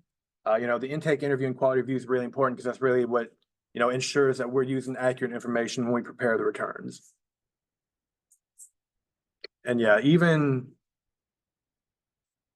screeners need to do the intake interview and quality review certification. So yeah, and even here, you can see if greeters are assigning tax returns to preparers, they need to do that. So I'm I feel like everyone, including greeting screens, I feel like everyone will have to take the intake interview and quality review exam. All right, the site coordinator training and test. So coordinators and alternate coordinators, you got to complete the volunteer standards of conduct. Everyone has to do that as well. And y'all will need to do the site coordinator training, which is what we're doing right now. And there are optional certifications you can get. We're not doing OPI this year. So you don't really need to worry about those. Volunteer milestone recognition. So if this is, you know, your 10th, your 20th, your 30th, your 40th, or your 50th year of service, we want to make sure that we're celebrating you, and the IRS wants to make sure they're celebrating you. So let us know so we can submit that form 15380. And we want to make sure that you're getting the recognition that you deserve. And, you know, if you're here with us for those milestones, then we just want to make sure that we're celebrating y'all.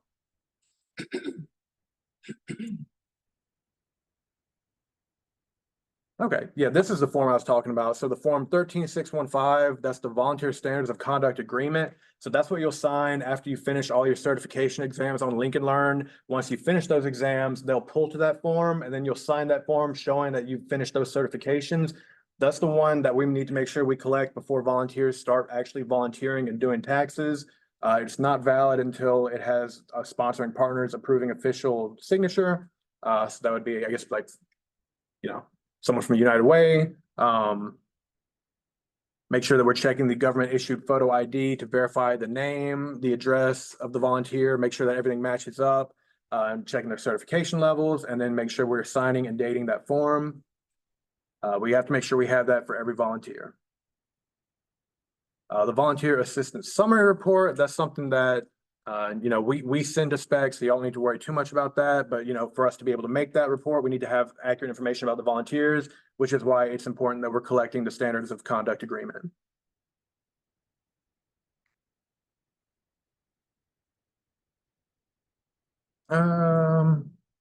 Yeah, it's important that we retain these forms. So we keep these on file at United Way. So if you're ever like asked to show them, just reach out to us, like if it was like a site review or anything, but just know that we do retain these forms because these are the ones that we have to keep throughout the filing season. All right.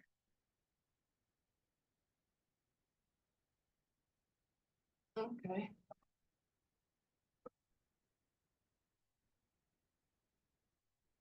Continuing education credits. Has anyone ever been involved with this? Any of the experienced site coordinators? This is for volunteers who are enrolled agents or CPAs that want to get continuing credits. So I'm going to skip over this.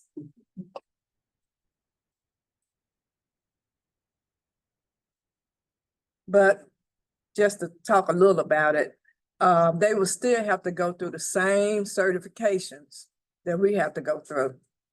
And what they're trying to do is just build their education. The quality site requirements, we've talked about that. This is the pub where you can go and read in depth as to what they are. There are 10. Everybody understand, have any questions about the site coordinate, about the quality site requirements?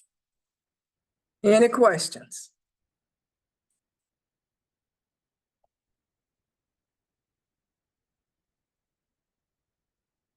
Volunteer standards of conduct.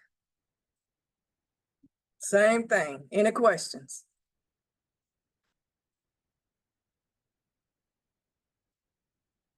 How many are there?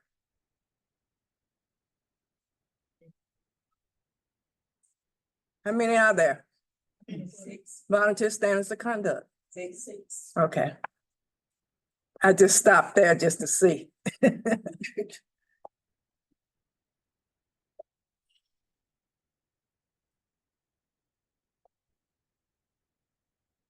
I hate to keep going over the same thing that we went over Thursday night. How many people were not on the call Thursday? Oh, okay. Okay.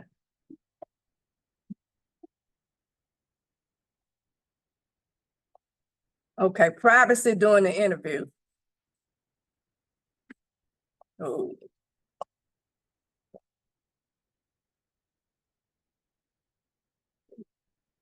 This mouse is getting the best of me. Oh, What's going on? It's the if you click the wheel, it becomes a scroller. Like what now? Like if you click the scroll wheel, Uh-huh. it becomes like a scroll. So if it does that again, just click the wheel. You should be good now. Gonna wake up. Now I got to find where I was. Anybody got any questions about anything? They the ones that weren't on the call, like. They're speaking of both of them. If they're new. And if y'all did miss any of the trainings, they were recorded. I'm in the process of uploading the ones from Thursday to YouTube, but once those are done, I'll make sure I get those out to y'all. Okay, privacy during the interview. Make sure that, this is all just saying that we, at Southland Mall, we have a pretty good big space where you can't hear conversations. And just make sure that you talk soft, and the taxpayer information is not heard by other people. We had the opportunity to move across on the other side, but the space was so much smaller. And I just felt like the privacy wouldn't be there. So just make sure that you are talking soft enough where the taxpayer can still hear you, but nobody else can. And I know sometimes we can't avoid it, but this is just giving us a reminder.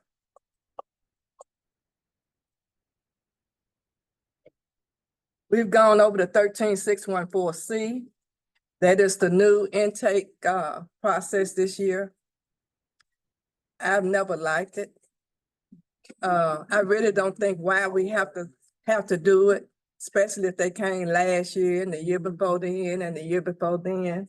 But to go along with the process, we do have to complete it, make sure it's accurate, and make sure everything is filled out. Yeah. The thing that I really don't like is taxpayers, it slows the process. And so what they're doing is adding more pages, which is gonna make the process even slower. But, we still want to help the taxpayers, so we have to go along with the process. These are the 4012, the 17, the quality alerts, and all that needs to be on your desk or either on your computer.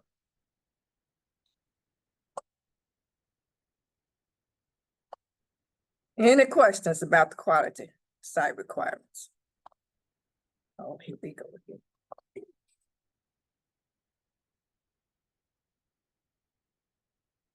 Okay, this return prepare of fraud or misconduct, that's if you or your volunteers do anything against the rules. Basically, that's basically what it is. And they give you a process is what you have to do in order, when something like that happens. The example one, the VITA volunteer income tax preparer prepared a correct return, but intentionally misdirects the refund by placing the volunteer's bank account information on the tax return without the taxpayer's knowledge. And then they give you another one where the person signs the taxpayer's signature and they didn't know it. So those are two of the biggest ones. It tells you the form that you have to fill out, the form 14157A. If you detect this is going on, they talk about the type of breaches, unintentional and intentional. A volunteer mistakenly provided a copy of another taxpayer's tax return or tax documents in error. Now, I know at some sites in the past, there have been instances where taxpayer information was put in the incorrect envelope. The taxpayer might have gone home and come back and show a person that it was the incorrect information. That's one thing that I know has happened in the past. Intentional data loss incidents such as assessing a volunteer prepared network without permission and or theft of PI. And this tells you how to report a potential data breach, what to refer to, how long that you have in order to refer it, and the pub 5455. You can read that. It's a lot of reading, a lot of pubs with different information in it. They do have a volunteer register, and this is the listing of volunteers and our partners that have been removed indefinitely due to performing intentional unethical practices harming the taxpayer, volunteers, or IRS. And again, this is the 13533 and the 13206 forms.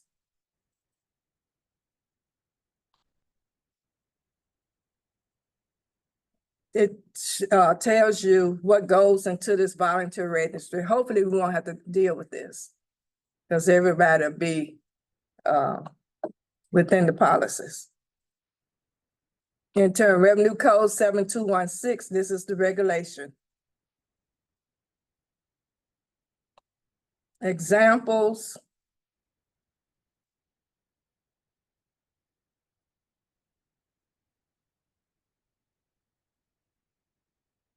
This has to do with the consents.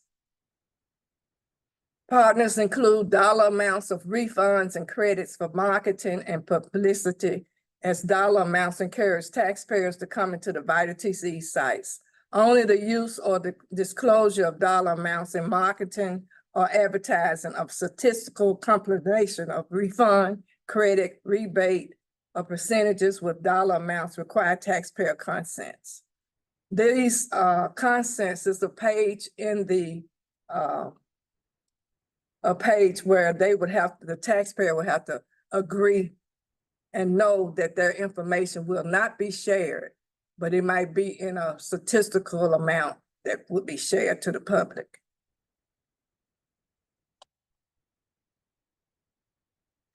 As of today, 2,500 returns were prepared at 123 site. Come and visit us. This is one of the examples that's saying does not need the consents. The pub for that is the 5471. And these are the different kinds of consents. I know I was on a call last week and it was a lot of confusion about the consents. People, we're up under United Way. We're doing taxes up under United Way. United Way has a relationship EFIN number. And so some of the sites were confused as to whether they should be asking the taxpayer for a consent or not. And the answer is yes, they should, because they are up under, they're partnering with another organization. And at the end of the site season, there's going to be information given out about that taxpayers' refunds, not individually, but aggregately.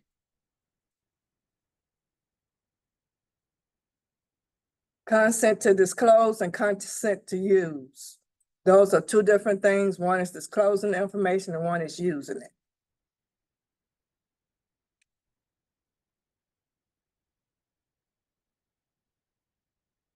Partners must identify the intended purpose of this disclosure or use, the recipients, and describe the specific authorized disclosure or use of the information and the specific taxpayer information to be used or disclosed. The relational electronic filing identification number, the United Way has that. The global carry forward consent, that's the signature on the back of that 13614C, the yellow page. And again, that it allows the provider to make the tax return information available to any volunteer site participating in the IRS VITA TCE program. This means the taxpayer can visit any volunteer site using the tax software next year and have their tax return populated with the previous year's data, regardless of where the taxpayer filed their return, if it was one of the IRS VITA site locations. And it used to be they couldn't do it.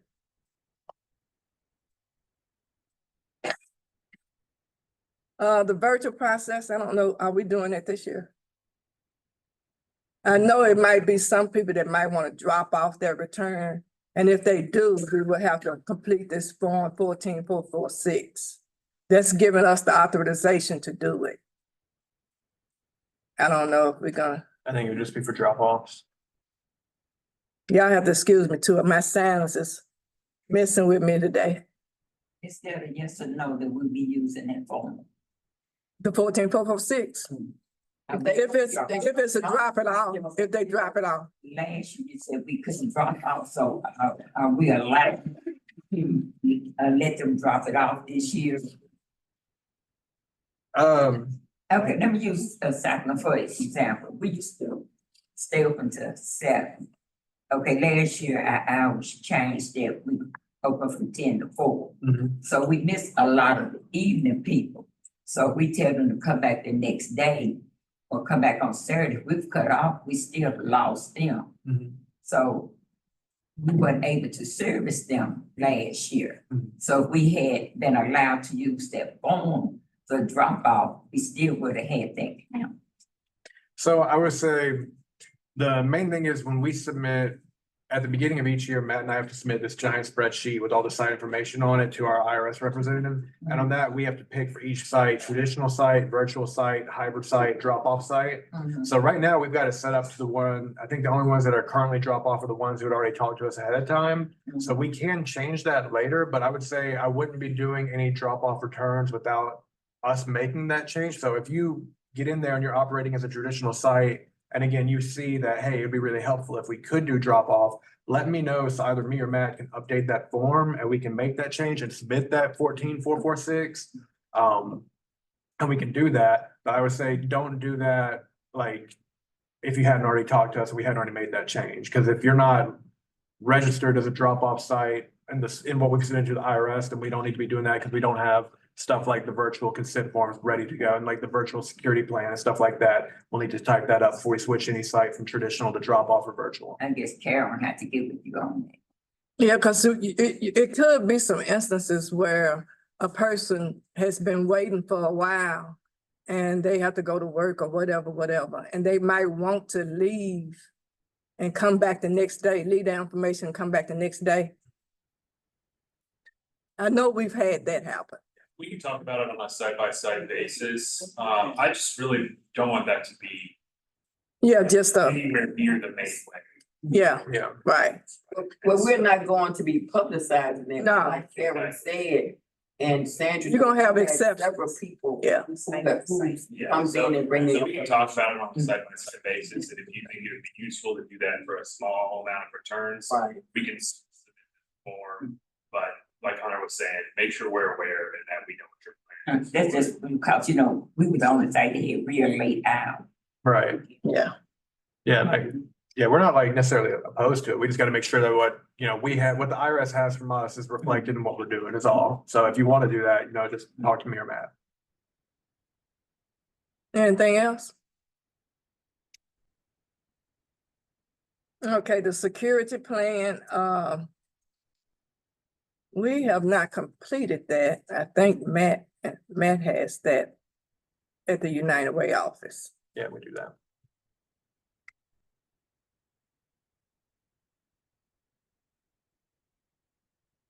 Promoting voter registration. If you've noticed on the envelope that we have, the white envelope.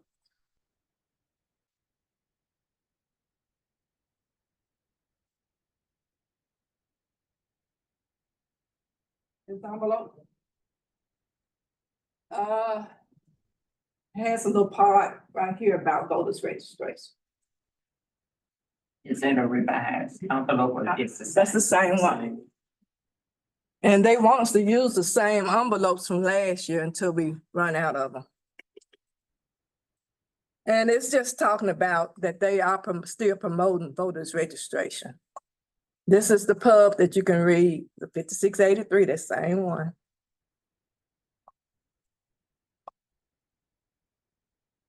And on the form 13715, mark yes. And this is something that United Way fills out.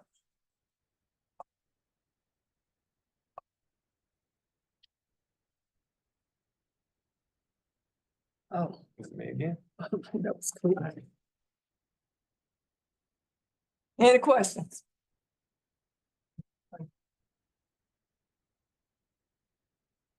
All right, so serving taxpayers with disabilities, pretty straightforward. We want to make sure that our sites are ADA compliant.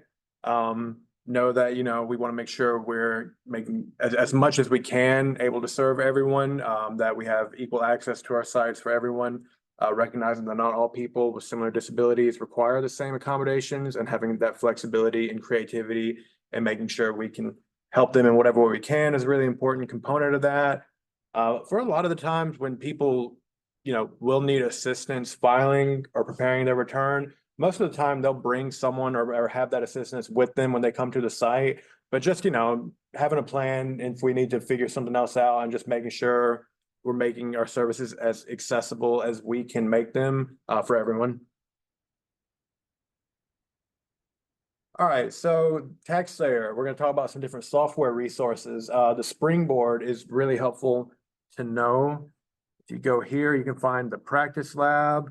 You can find the blog with new software suggestions and new news about updates to TaxSlayer.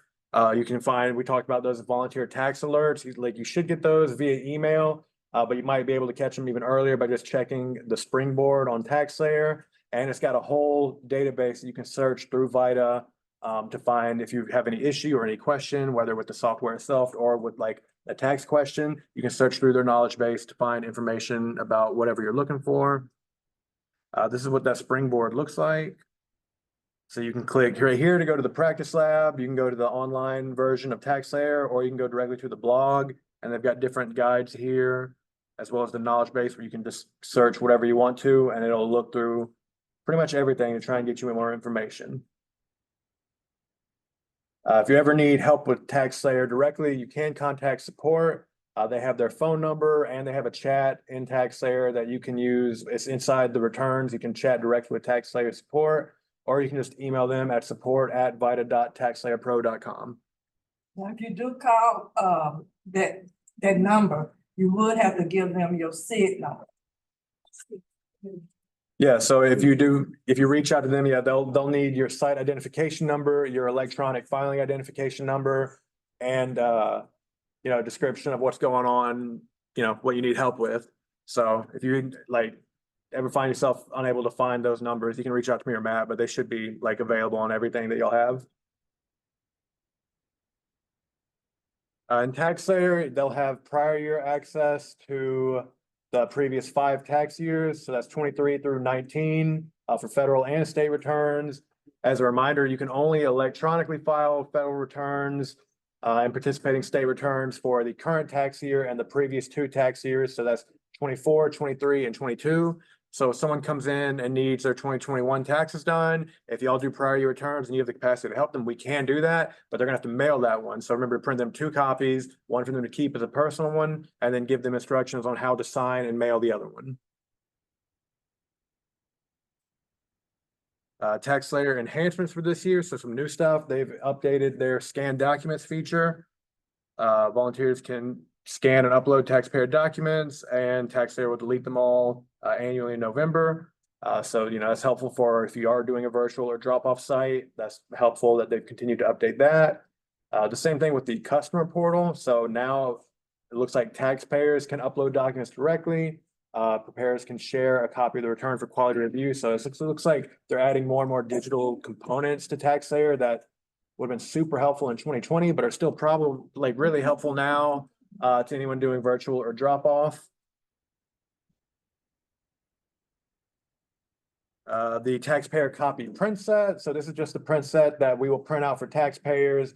This is their personal copy that they will keep. They've just added some stuff to that print set that you can see there. So same thing we've been doing, just make sure we're printing out the copy, that they have a copy for their records that they keep when they leave. And this is an option now within TaxSlayer. If they want to request a change in their language preference for further correspondence from the IRS, they can do that through the Schedule LEP now. So that'll just come down in the drop-down menu in the personal information page in TaxSlayer, and you can change that if they want to change their language to something that's not English. Desktop software orders. Looks like they're really pushing people to move towards the web-based TaxSlayer, which is the one we typically use anyway. So it looks like they're just being more restrictive in ordering the desktop version. I think we still have some old desktop ones. Is that right? Go on the back. Do we still have like the old tag? Like we still have those, don't we? Yeah, like the old, like the desktop version of it. Do we have that? We may or may not have that, but we don't really need it. The only reason I think we've been using it is for really, really old returns, but y'all shouldn't really come into contact with that at your side. If you, like, someone comes in saying, hey, I need all my taxes done from like 1998 to now, that's not what we're here for. Yeah, come to Extended, or don't just give them my number either. Don't do that. But you know, that's not what we're here to do necessarily. That's not, you know, that's not the best use of anyone's time at what we're doing at our VITA sites. So BYOD, bring your own device. So that's prohibited. All the computers you'll be using to do tax preparation on will be the United Way computers. Please do not use, I guess, your own equipment, but y'all shouldn't worry about that because United Way provides everything.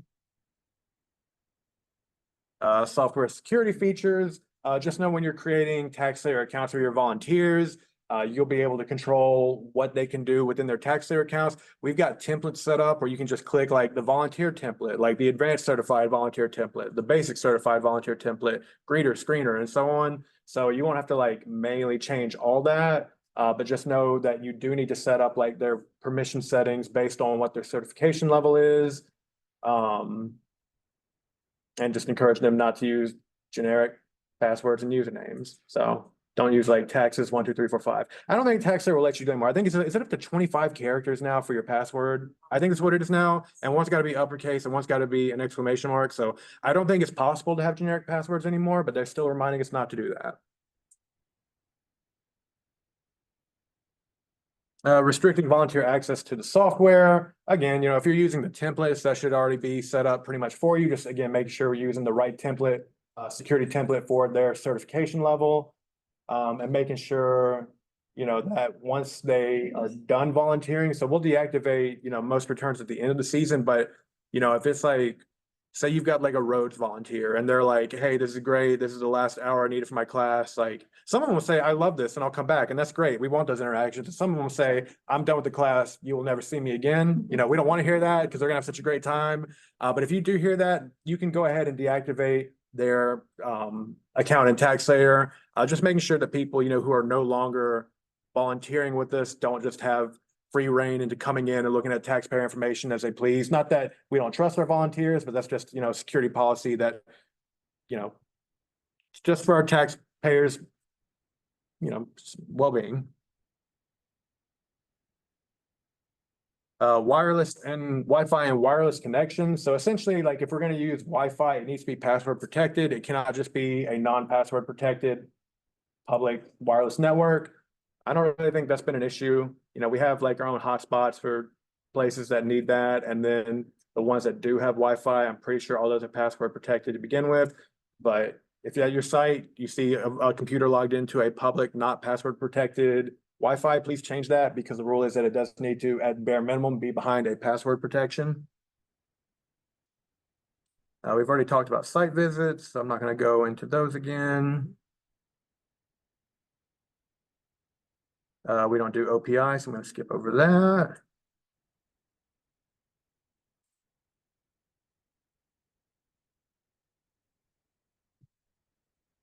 The Taxpayer Advocate Service, they are great. They're an independent organization within the IRS that helps taxpayers and protects taxpayer rights. We'll have a member of the Taxpayer Advocate Service speaking on our virtual session on Tuesday to talk a little bit more about TAS, so I won't dive too much into that. Just know that they're great, and anytime we get like an issue that extends beyond the preparation of a tax return, which y'all will get a lot because people are gonna come to us with questions. But you know, especially once it's been transmitted to the IRS and accepted, like I tell everyone, like it's out of my ballpark. Like I would love to help you, but like once it's been accepted by the IRS, like there's nothing more that I have access to do. Like it's gone. They have it now. So I refer people to the Memphis TAS office a lot. That's really a good resource for them where they can go to have someone who can like work with them as a caseworker and have more access to things within the IRS than I can do as a tax preparer volunteer. So just they're a great resource to know. We'll learn more about them on Tuesday. Last year, we had tasks come to South Lamar on certain days, but they didn't get a lot of people. So this year, I hope that the sites tell the taxpayers about tasks because they really wasted a lot of time. And I know people do have problems, a lot of problems.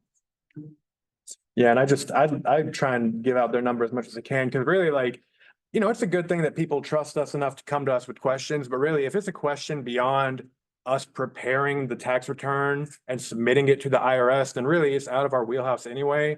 And, you know, we want to make sure that we're giving accurate information. So if it's not anything about the preparation of the return or the transmission of it, I'm saying, hey, this is a great service. They'll be able to help you more than I can.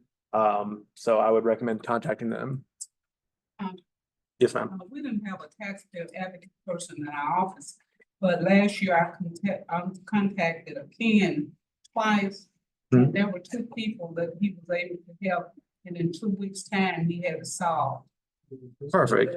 Good service. Good. I'm happy to hear that. And yeah, we hear great things about the feedback. Like, it's just a matter, I think, a lot of people not knowing about them. Like a lot of the taxpayers don't know that, like, you know, we, as much as we want to answer all the questions they have, that's not necessarily our role. So letting them know, like, this is actually who you should contact and make sure people are aware of the TAS. Here's their information. We also have a Memphis number, but again, we'll have a representative from the Taxpayer Advocate Service speaking on our virtual session on Tuesday. So I'll let him talk more about them. Low-income taxpayer clinics are another resource where we can refer people who might have issues that go beyond current tax year preparation. And you can find that information on the IRS's website or at taxpayeradvocate.irs.gov/LITC. The VITA has a hotline for tax law questions. You know, you can call them as for volunteer use only. And that number is 800-829-VITA, so 8482. So VITA does have a help hotline.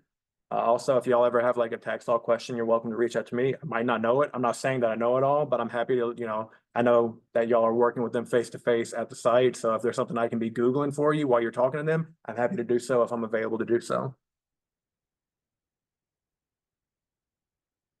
All right.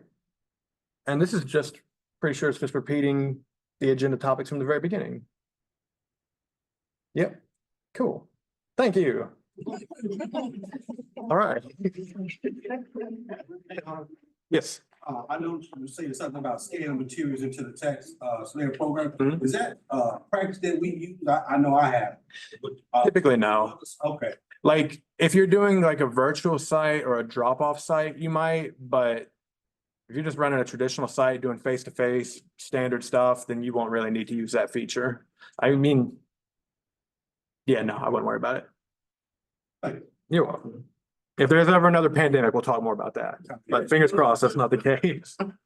We know how to pull up this site thing. This one? Yep. And what I got to do to go to the next page. It's space. Yes. Mhm. Okay, thank you. You're welcome. Okay, we're gonna go through the site coordinator operations. Again, it's gonna sound like we're beating a dead horse because a lot of these things we've already talked about. The stationary sites, opening the site. What you wanna do is arrive 15 to 20 minutes prior to opening the site to the taxpayers. Be sure to remind your volunteers to keep track of their volunteer hours and submit them weekly. And then there is a jot form by which they can do that. Or if not, you may be like somebody I know and prepare one for all of your volunteers to make sure that we've got the correct hours. You want to wipe down all tables, equipment, etc. with sanitizing wipes.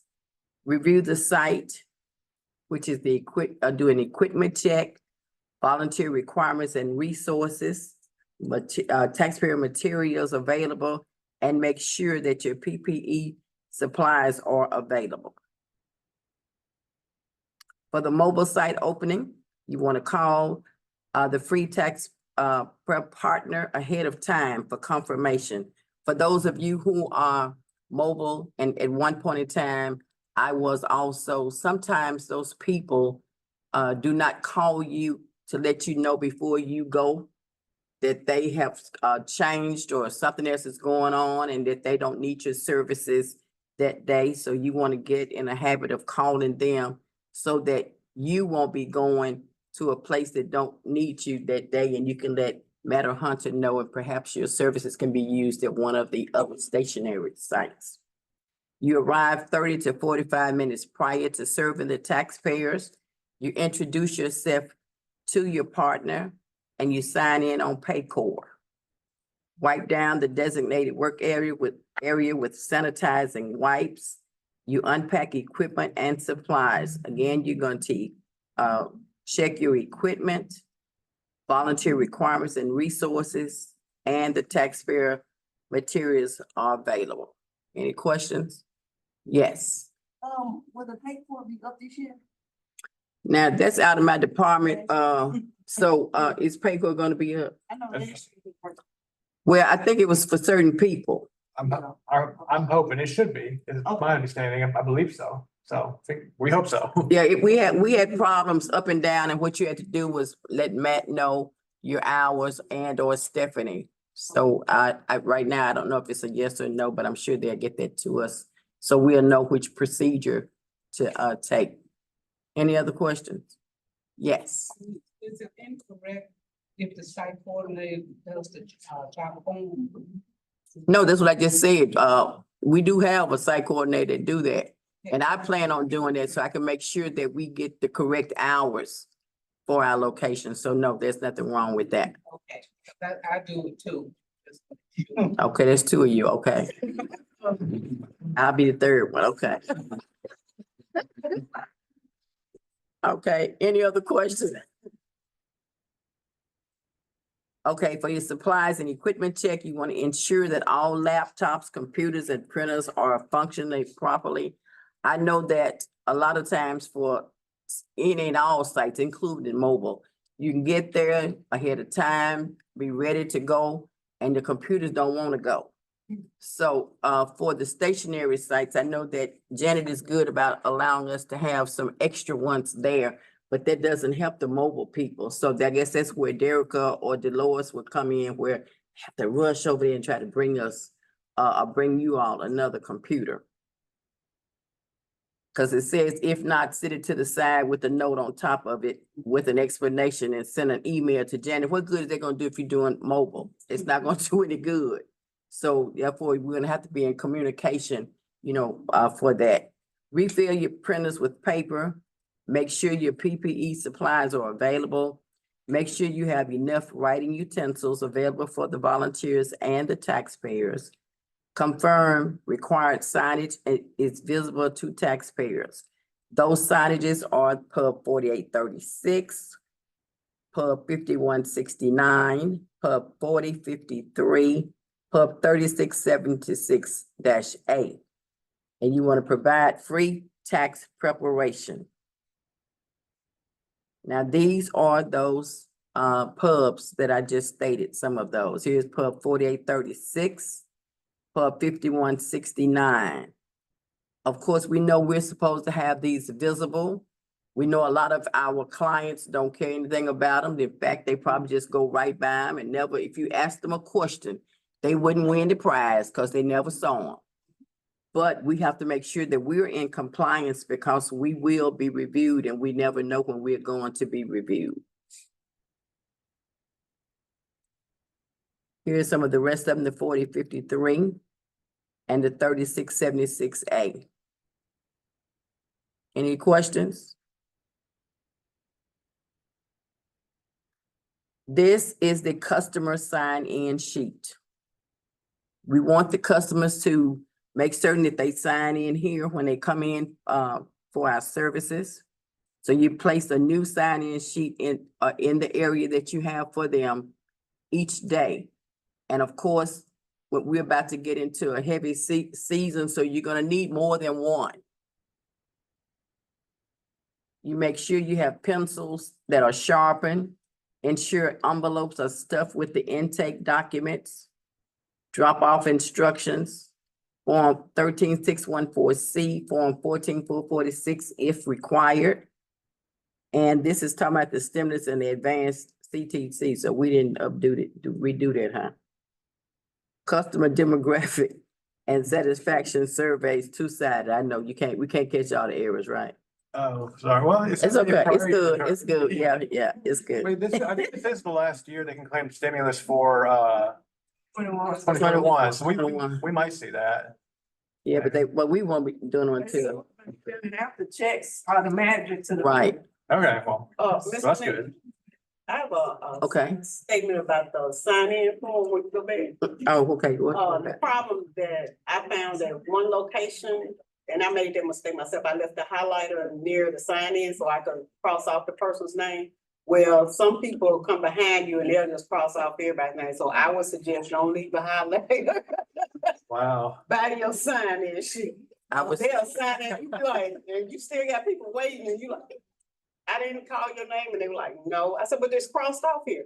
Okay, so did you all hear what Sherry is sharing with you about your sign-in sheet and a highlighter being next to it? Leave it by your sign-in sheet. We don't want to cause any problems.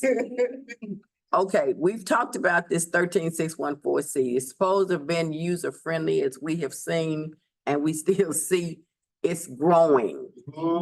And it's gonna make the process longer. We already have people, when they come in, they'll say, I can't see. I think some will be trying you. Some of them don't be trying you, but still, we have to have the information. And for those people or those places that only have 2 people working, then you're doing it all. You're doing the screening, you're trying to write this up for them and all of this. So of course, we need to have all the blocks answered with yes, no, or NA. And we are to make certain that the highlighted area, that we comply with that, both this page and the pages to follow. Now here, this is the customer demographic and satisfaction survey. We mentioned this earlier. Okay, they're going to circle this, and we're going to make certain that we put it into the software. Volunteer requirements. Oh, wait, go back to that. Since we're putting that into the software, we don't have to keep them, right? No. Okay. I don't keep them anyway, but no, Surveys. the surveys. Since we're putting them into the system now, there's no need for us to keep. I wouldn't think so. No. Y'all can put a report. No, as long as you're gonna type it in TaxSlayer, then it's gonna stay in TaxSlayer and we'll pull that report. So no, I don't think you need to keep the physical copies of the Okay, survey. we need to bring them back here to shrink. You can give them to the client. Yeah, the client can keep it, or you can throw them away. I don't think there's anything. Because for people who are doing mobile, On it, but I'm just asking, do we give it back to them? Do we shred it or what? give it back to the client. We have everything that we need from that. Just asking for But people. because what happens, if you keep that sheet, then for people who are not stationary or don't have access to a shredder, that's more for you to shred. Yes, ma'am, I saw a hand in the back. Is it? Oh, okay. Any other questions? All right. The volunteer requirements. Look at the schedule of volunteers to work each day and revise as necessary. Ensure volunteers complete the following. They're going to submit their signed 13615 form. We've talked about that, of course. If you are going to be a floater, which is some of the people that we have, they're mobile, make sure that you have extra copies with you, especially if you're going to a site and it's your first time. Because again, we want to be covered if we are reviewed by Deloitte or whomever else may come out to our site, including IRS. Yeah. I said whomever else, okay? And then you're gonna check with your volunteers to see if they have questions from time to time. Okay, this is the actual 13.6. I need to go back, Connor. I don't want to run all over the board. Oh. Yeah. Okay, this is the 13615 form. A lot of you, I'm sure, have already seen this form, but for those who haven't, once you complete your testing, then this is the form that will be printed out and given to the people here at United Way so that they can have it on file, as well as taking one to whatever site you're going to be working at so that one can be there too. Question? Okay, the volunteer resource corner. At several places, they have tables set up for the different things that you may have for the alerts, which is as a site coordinator, you want to go over those alerts with your people because there are changes that occur, other things that we may need to do, other things that we need to know about. So you want to make certain that you don't only put them on your table where you have your resource set up, you want to go over it with the people. And you want to, from time to time, check the blog because sometimes you go in and the computer is not working or they're working on a particular item. They will let you know in the blog exactly what it is that's going on. Okay, so then your resources, you would have the 4012, the 5683, the 4299, the 5838, the 5166, and the 15272. So this is the 4012. Sure that a lot of you, if you had not already received it before today, you got it today. There's the 5683. All of these are accessible on the Internal Revenue Service website. Hub 17, at one point in time, when we were preparing returns, they would actually give you these where you could have them handy. They no longer do that. So what you can do is download it and have it on your desktop so that if you need to research whatever there is that you need to know in as many pages, you can do that. The other one is 4299. This is the 5838, which talks about the intake, interview, and quality review.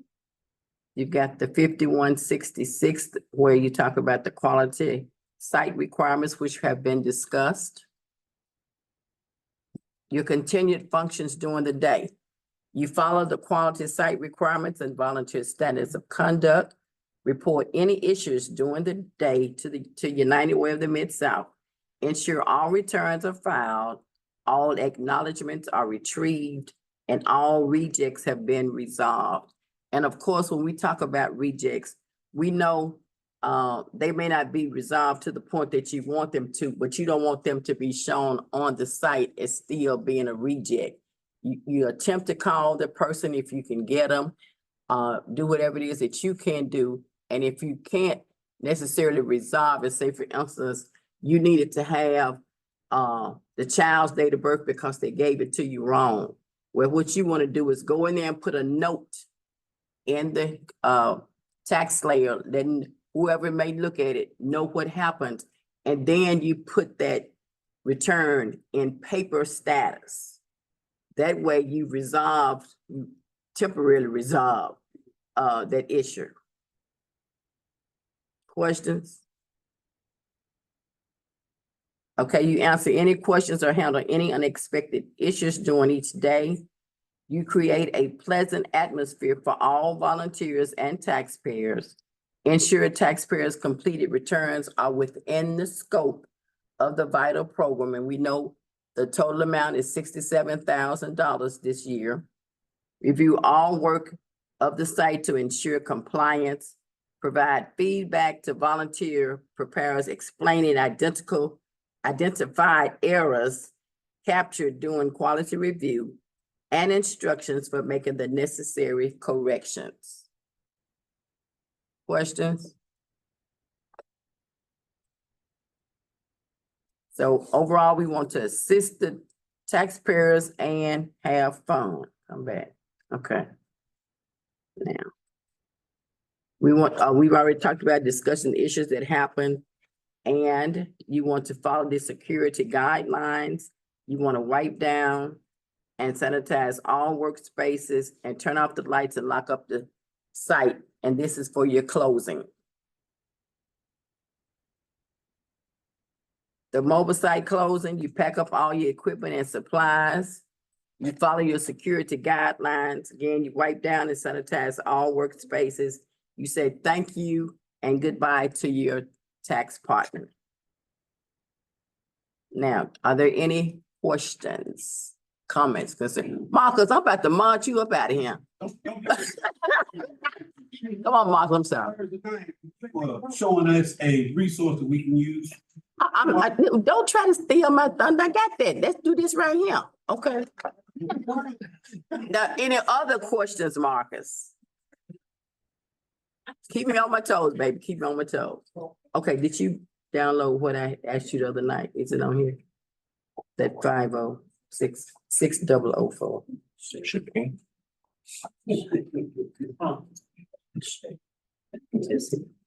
Which one was that? 6004.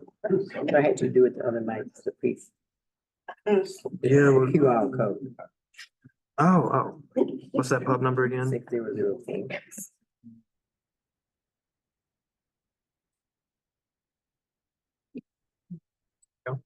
Yeah.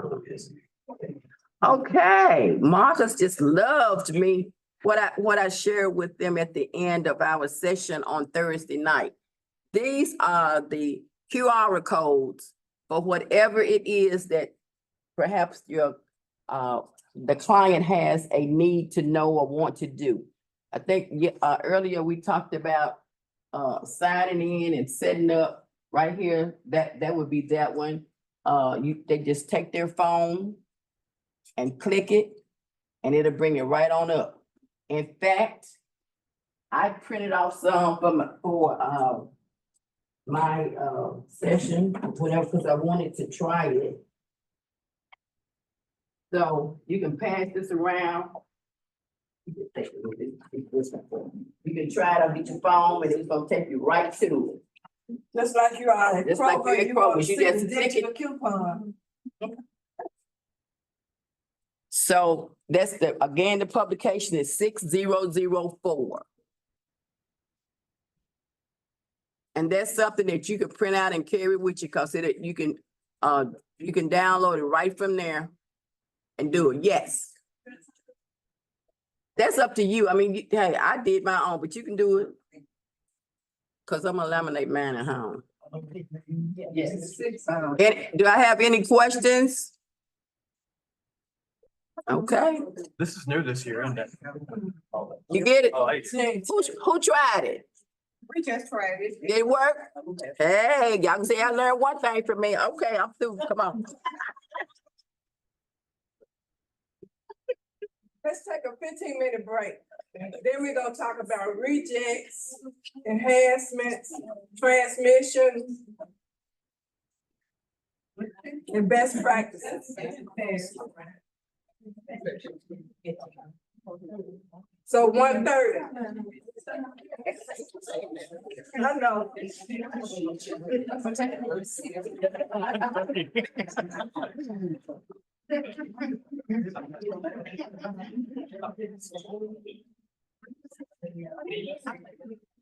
Yeah.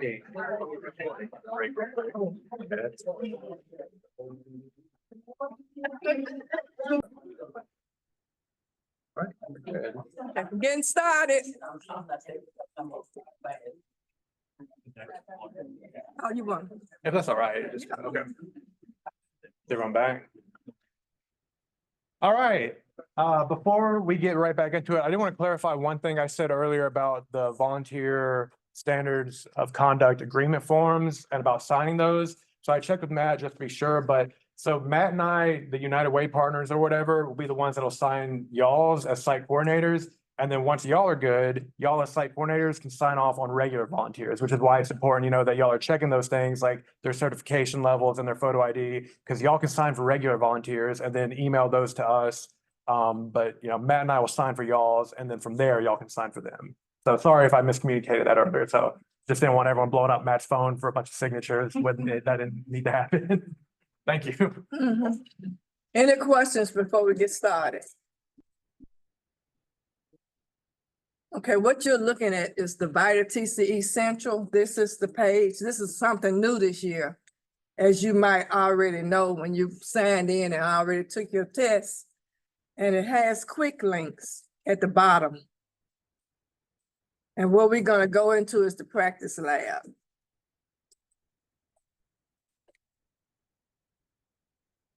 Go into the practice lab, you're gonna type all caps, Train Pro Web.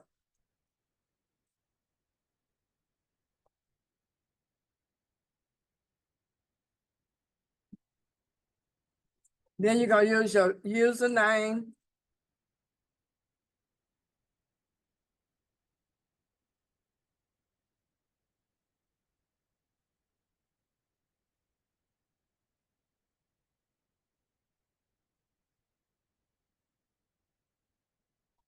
Oh, man. TRAIN PROWEB, Train Pro Web, all together, all caps. Don't forget to put that S in there. Was it an S? K.S. Clark. It was? That's what it's name. It's your name, don't you?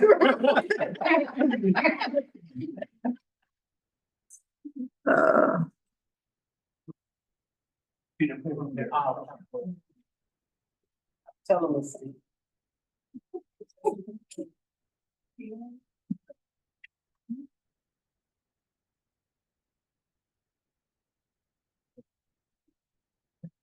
The username. Mr. Phillips.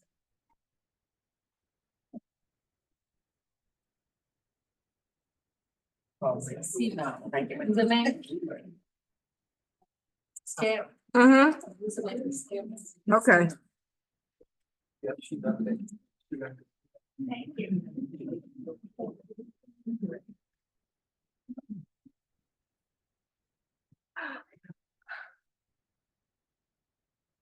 Wonder why it's not letting me in. You want me to sign? Try it one more time. So these numbers up here is what? 25 characters for a password is a little much. Like, I know why they do it because it's important, but most of my passwords I use for stuff don't have 25 characters in them. Like, at that point, I'm just keeping my passwords in like a spreadsheet. Yeah, I like, just use the first one, then I add certain things on. I just add numbers to it, yeah. There you go. Yay. Third time you in.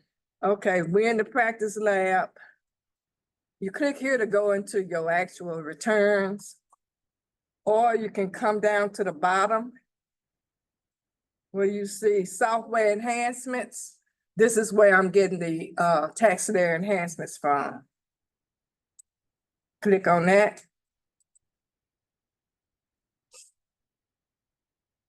See, I got to fill it out.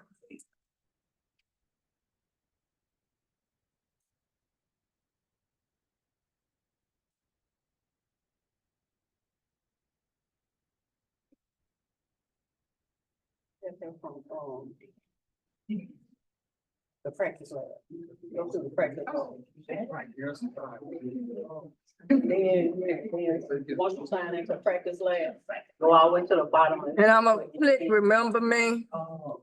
And then that's what she's filling out. So you can do updating your hands. And submit. And you click on attachments, but over to the right, you're gonna see 2024 Tax Layer Webinar Series and 2025 Filing Series. If you wanna hear the person go through it verbally, you will click on this. And he will show you and go through it. But we're gonna click on this over to the attachments and then the user guide.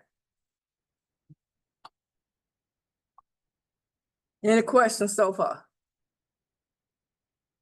I went into the practice lab. Okay.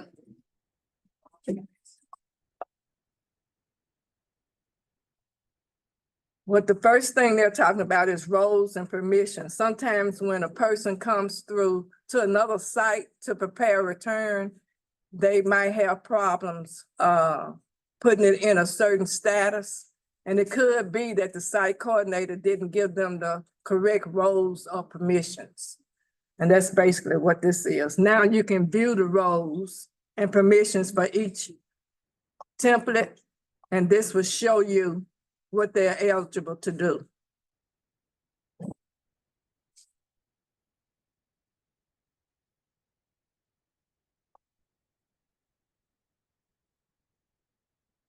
This year, they've added the validation error. When you go into TaxSlayer, normally you will see message center and you will see rejects. Well, they've added validation errors to it.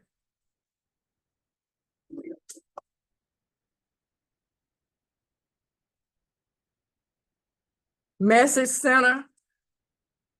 Again, when you go into TaxSlayer, it's going to show message and then rejects and now validation error. Well, now you can click into the message center, and I guess a lot of people have different sites under them. They can send a message to their users. And that was something new that they added this year.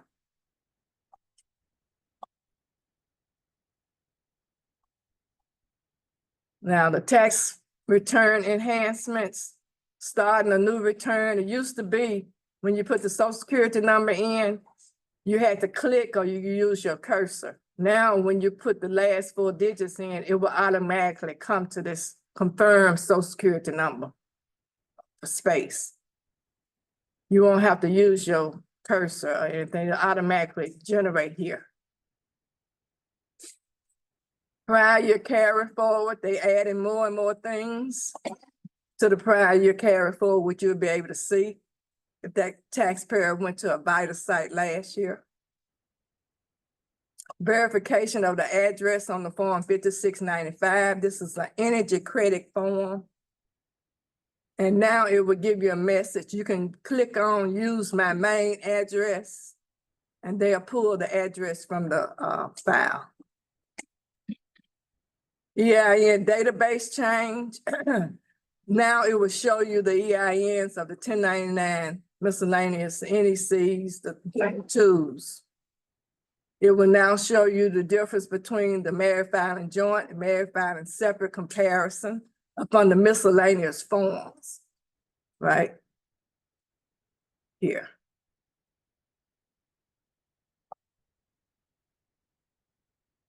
You know, when taxpayers come in and they're trying to file separate and we tell them that it's more advantageous for them to file joint, well, this will be a time where you can use the chart to show them, but you have to put all the information in first.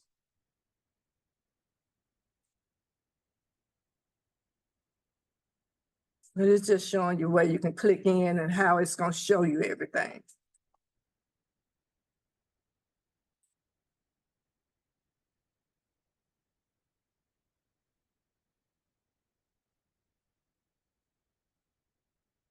When the taxpayer owes the IRS, sometimes you might have someone that wants to make estimated tax payments. Now they have a calculator where you can fill out the information and it will show you what the amount is that they need to pay estimated tax payments for the next year, which would be 26.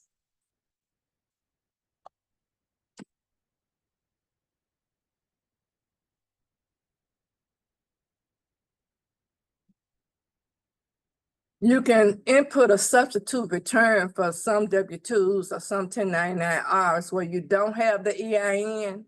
And this is just saying that if you do that at the end of that particular taxpayer's account, it will come up and say that you would have to mail that return in. You cannot electronically file it because you don't have an EIN. They will have to file a paper return. This is the message. So you can do substitute returns. And this is when they never received a W-2. They have a character count now on the notes. When you input a note to the taxpayer's account, they have a 500 character count. So you can't write a letter, you just put a note in. 4972s, I don't think we deal with those.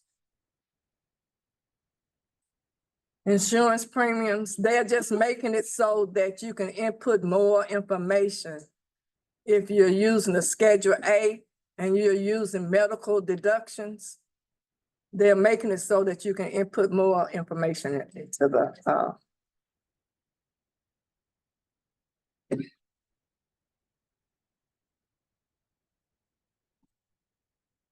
I don't know if you will run into this, but some people that have stocks and they file a Schedule D, they might have adjustments to it on their Schedule D, but they've made it so that you can use the Schedule D without the adjustments. You just input the basis and the amount that you paid, and it'll come out with the amount that's owed or the amount that's a loss. We don't do 1040 NRs. For the simplified method on the 1099-R, now they have computed where if you put the age in when they originally start getting that pension, then it will automatically figure the age on the simplified method worksheet.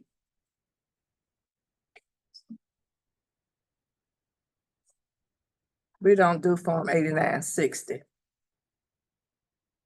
The 889, you'll see a W on the W-2 form in box 12. And so when you're filling out the 889, that would generate. It now displays the total amount that is pooled. So you can easily reference it when determining any adjustments needed in the amount. The 1095, the health insurance premiums, if you're inputting something up here in January, it'll show the total at the bottom in all columns. Prior year comparison, they've added a year to the prior year comparisons. Now it's 2 years instead of 1.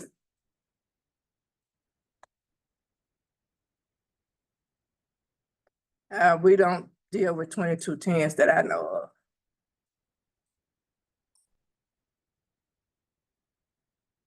And I don't know if you all do reports or not. The only report I really do is the acknowledgement report. I know Matt and Hunter might use reports for other things.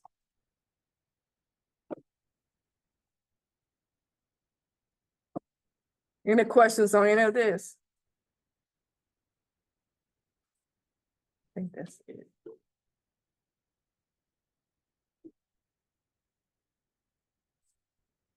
It's just showing you the different reports and how you can pull them.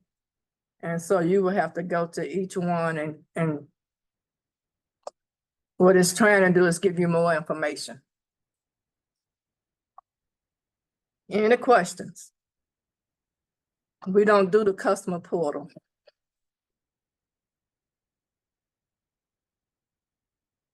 All the scanned documents.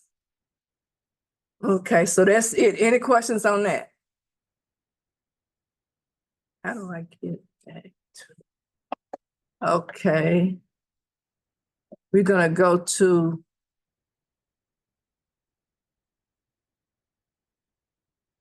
the springboard. Hunter talked a little about it earlier. This is if you want to go to the practice lab, if you want to go into the real document, the 2024 tax returns, which we can't get into yet. The blog.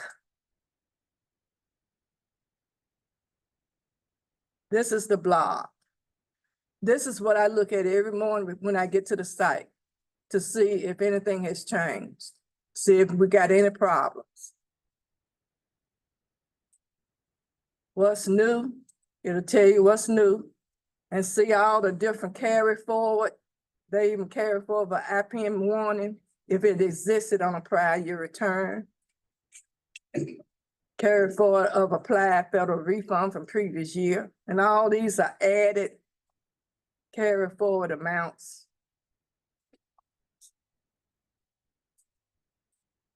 So we'll be able to see a lot of what happened the year before on each taxpayer. Software news. Same thing. IRS alerts. These are the volunteer tax alerts that you should have on your desk or that you should talk to your volunteers about. Now, if you want to start getting emails on the blog, you will come down to this bottom, put in your email address and click on sign me up and you'll start getting them. I get them on my email, plus when I go into the site, I look them up every morning.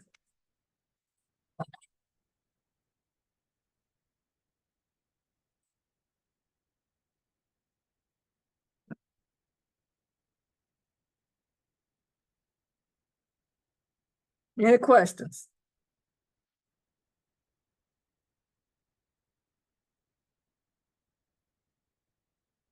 Okay, I'm back to the Springboard and I'm going to download the Pro Online User Guide.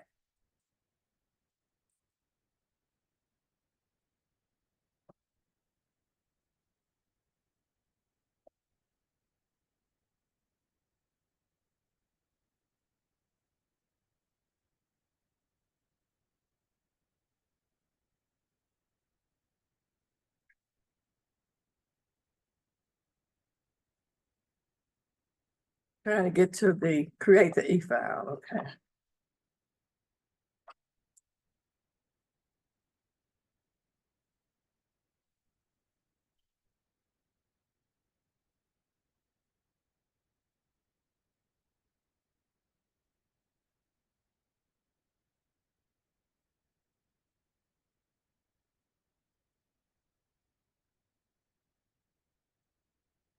Okay, after you have completed the taxpayer's return,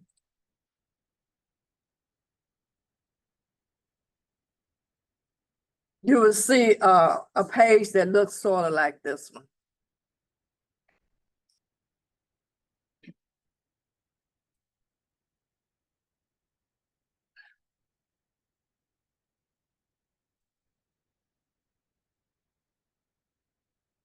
And so you know that you've gone in and completed all these other, where the check marks are, you've completed those. So you're trying to get to the submission page.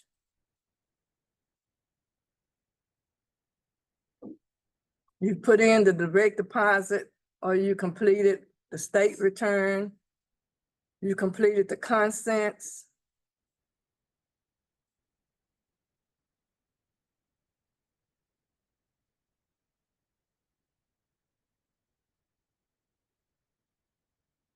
Determine whether they're getting a refund or balance due. If a balance due, you've input the direct debit.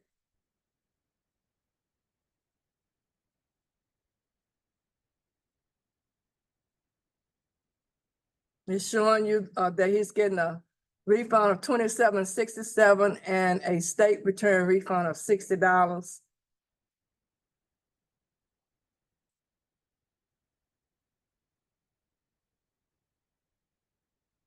You've printed the return.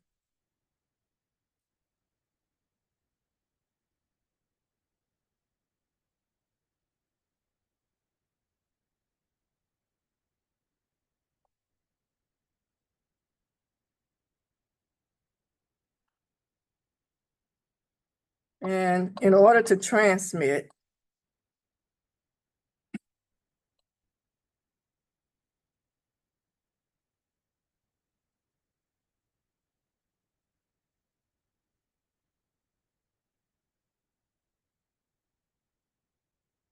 these are the boxes I was talking about earlier. message center, rejected returns, validation, and print return.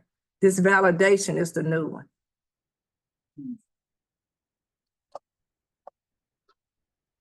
Okay, if you checked transmission, this is the screen that you're gonna see. And you're gonna see all the returns that are in complete status. And you're gonna check off the ones that you want to transmit. You can sort them by last name or first name or social security number. And that's basically all I was trying to show you, was just this page that's showing you the transmission page. And it's coming again from when you've completed, complete. After you've reviewed the return, you've approved it or failed it, then you transmit. Any questions?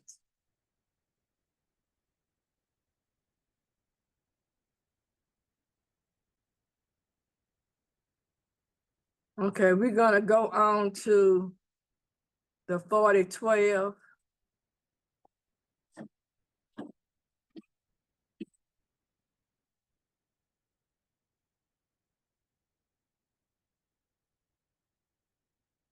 And we're gonna talk about reject returns.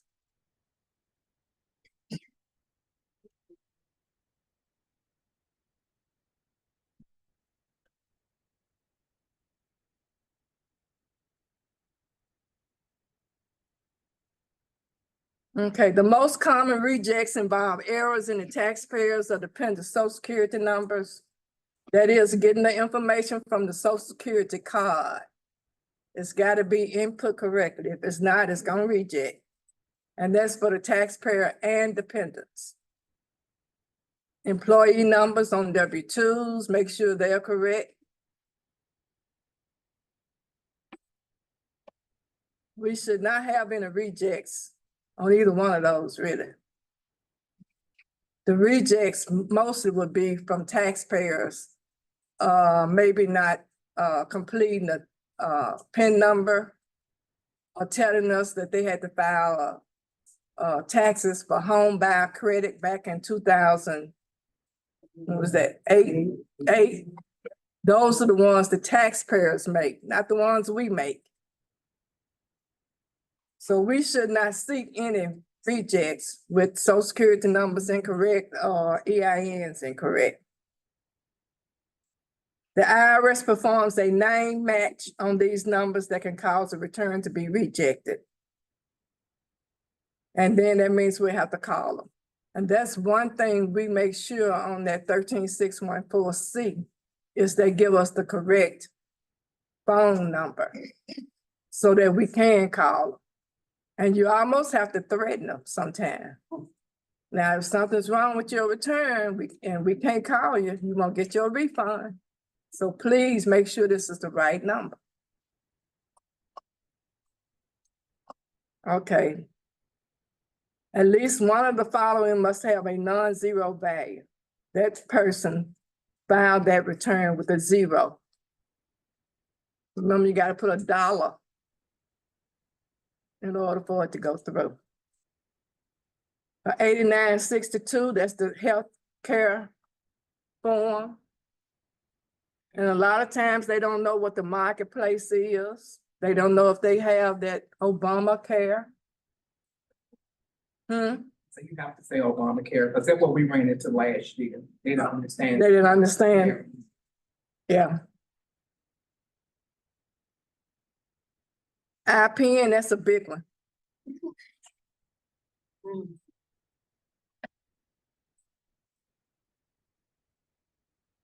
And we've had to help people get their IPN while they're still there.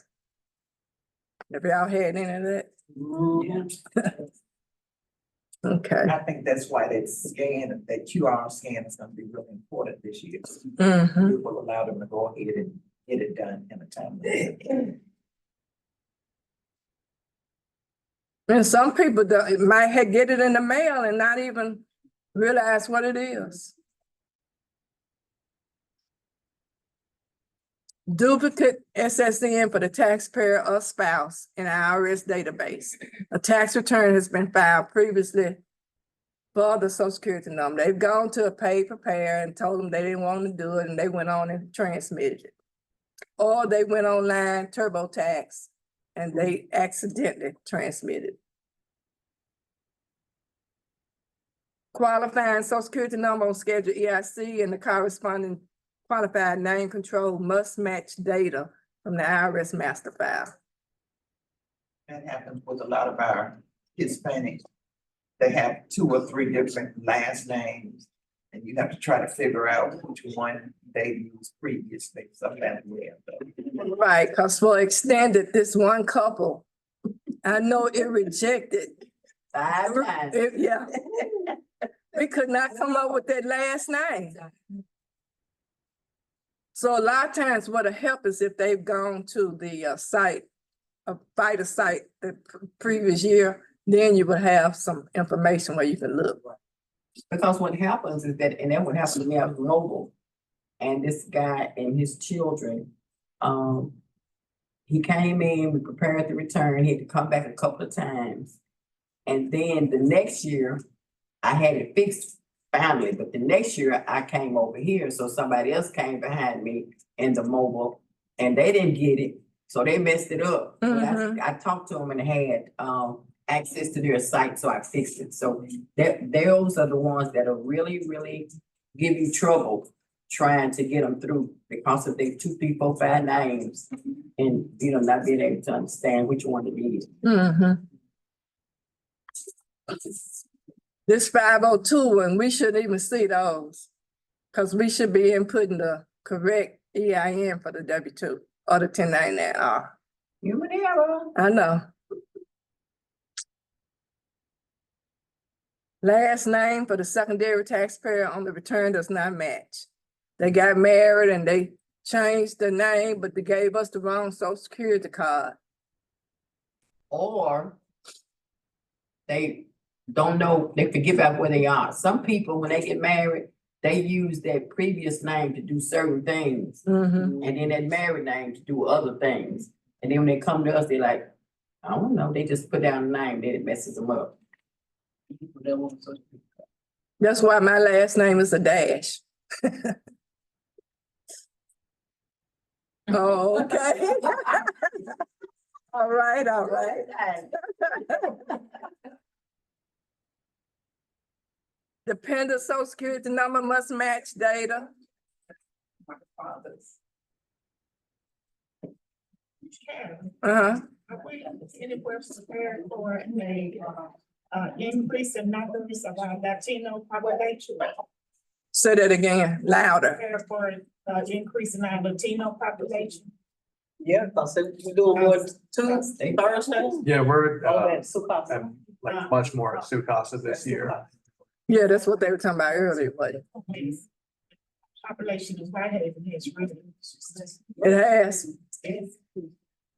We might have to refer them to Sukasa, but we will be there much more often and have translation services while we're there. A lot of times they bring the English speaking a child with them and they translate everything. Yeah, We really had a problem. Right.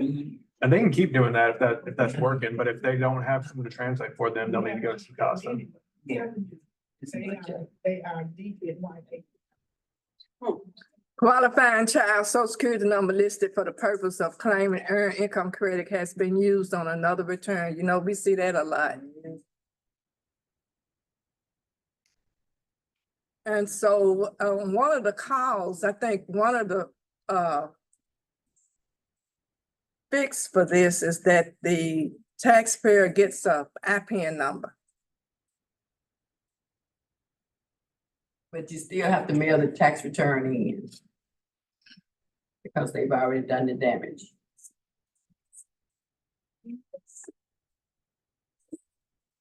Dependent social security number on Form 1040 was previously used for the same purpose. And we get a lot of dependent rejects, one way or the other.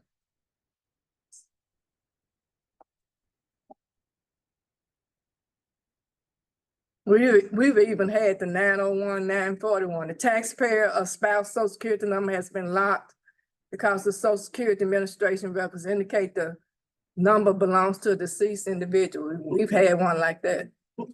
And the person was just as live as I am. So they had to go through some changes, but we got it fixed. Any questions on rejects?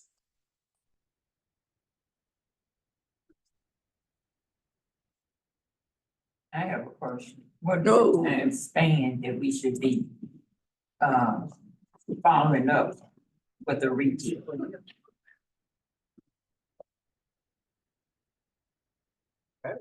48 hours? Yeah. I think 48 hours is the standard. So within finding that. Reason I answer, I was on one of the calls and they were saying that we should get rid of them as soon as possible. Oh, yeah, you don't have to wait hold, 48 they hours. don't hold. Yeah, yeah, but at the minimum, we should try and reach out to them within 48 hours of the rejection. If not, send them a letter. Right, well, yeah, if you can't reach them, then we can send them a letter, but I would say if you don't reach them by phone after a few times, like you can keep trying them on the phone, but you can't get a hold of them at all, reach out to us and we can send them a letter or you can send them a letter.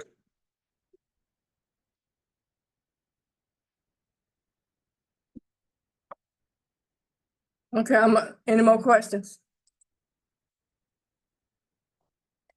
Try this one more time. Also with rejects, you can always check in TaxSlayer. If they put an email address on their tax return, we can try emailing them too.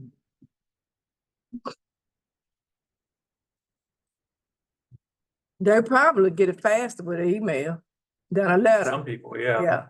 They respond quickly to a text. Oh, yeah, that too. Right.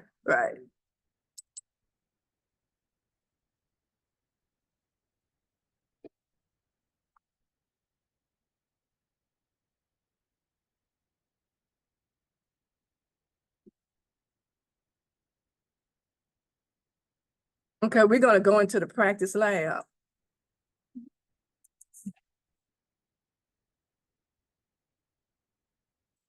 And these are the 4 boxes. And this one we won't use because we're not into the scanning and portals.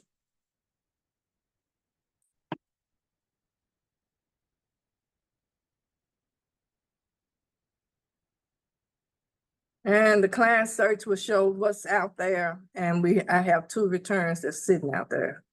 Select one of the 2. Select the first one.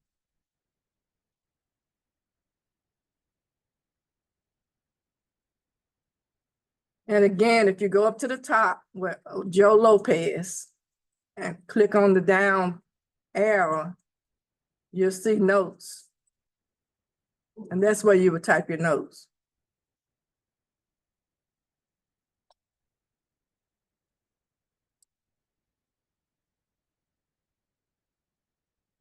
And if you go over to the, let's see, one of the,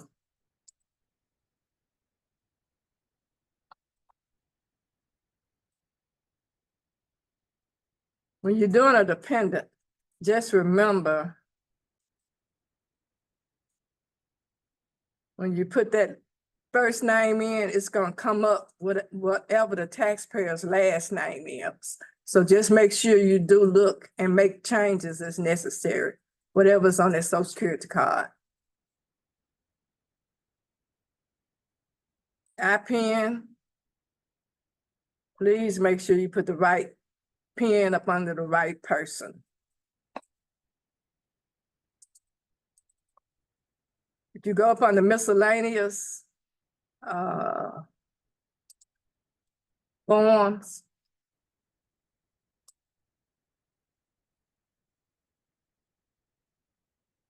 this is where you would find the comparison.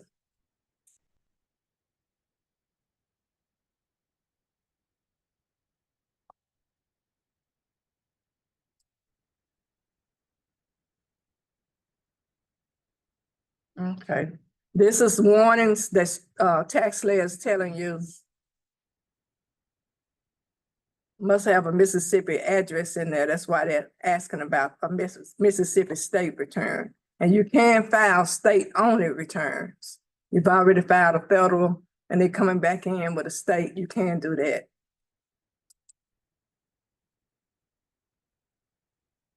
This will let you know if you want to file an amended or an original.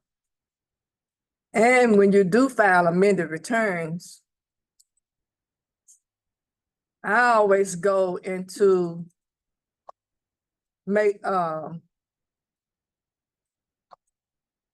explain changes first.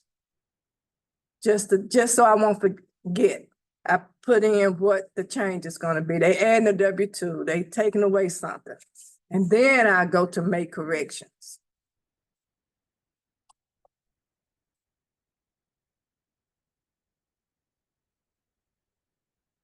You want to e-file when you're getting ready to transmit.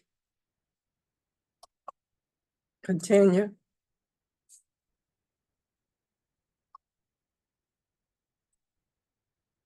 Continue.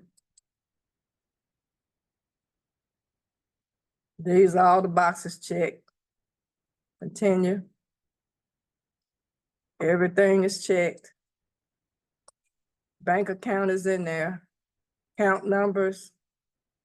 And it says for them to initial when you're looking at that account number on that bank account statement. I mean, on the direct deposit, they're supposed to initial next to their that bank deposit number to ensure that they've seen it.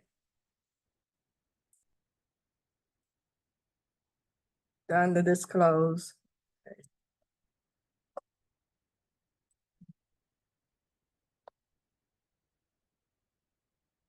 And keep continuing.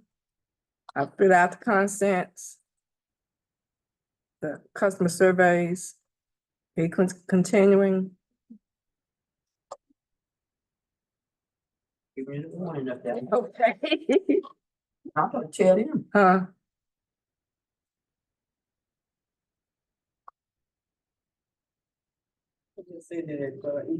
Okay, this is transmit where you will mark for review or complete. If you mark complete, you can go and transmit it. You mark review, then someone is coming behind you to approve it or fail it. And then you will mark complete.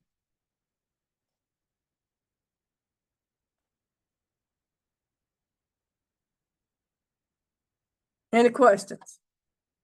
Could you, for that zero AGI, could you show me where I need to go to add that dollar you were talking about to be able to e-file? Okay. I go back into the same return. Mr. Lopez.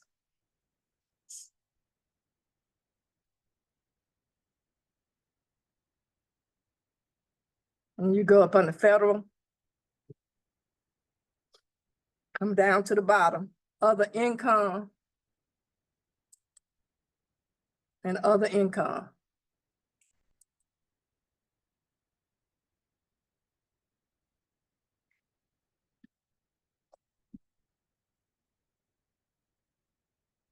Right here, this way you would put it, but let's say, Can.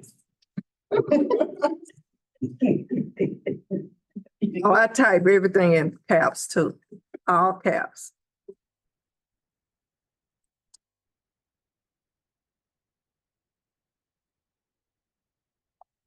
$1.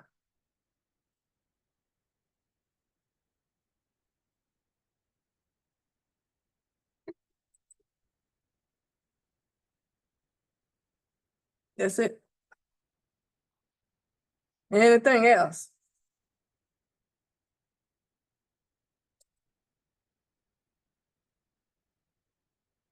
And to start a new return, you know, to go in here and. Oh,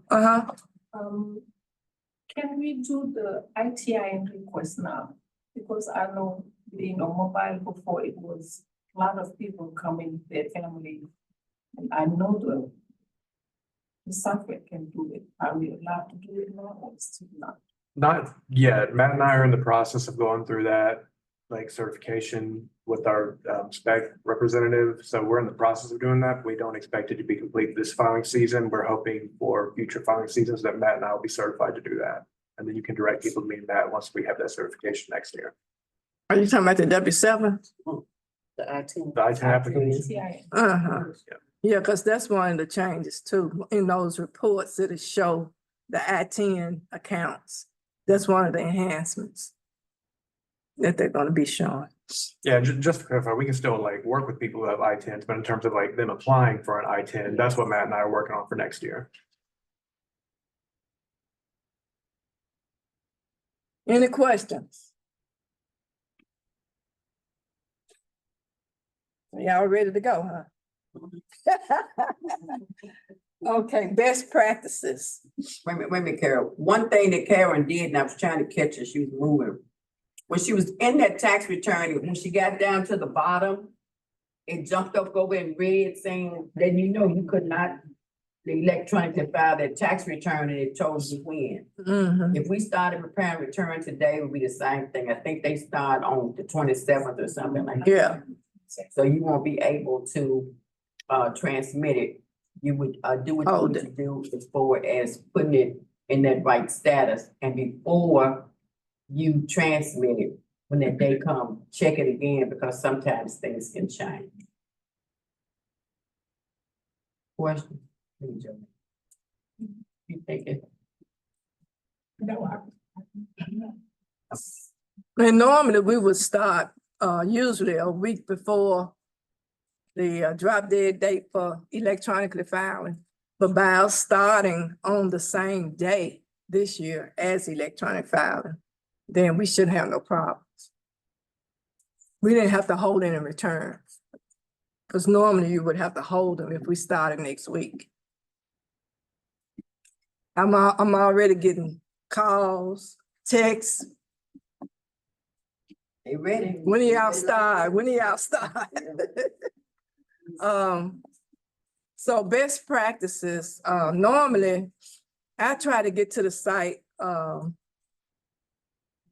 more than an hour, but sometimes an hour and a half before it starts, to bring my snacks in, to look at the table and make sure all the alerts are there, to make sure all the envelopes are stuffed. And if it's not me, it'll be the assistant site coordinators. They do the same thing. There's the one in the million right there. That's what? The one in the million. Oh. And She said that she forgot meals. and look to see if anybody's waiting. And what you tell them to do? We not open yet. Yeah. Because February is usually the second week, starting the second week in February. That's when a lot of people are there. From February all the way to the end of February. March, it kind of gets a little slow, but then it picks back up at the end of March. So I guess just to make sure everything's in order before we start, and making sure that people are there to do what we need to do. Anybody else got any best practices?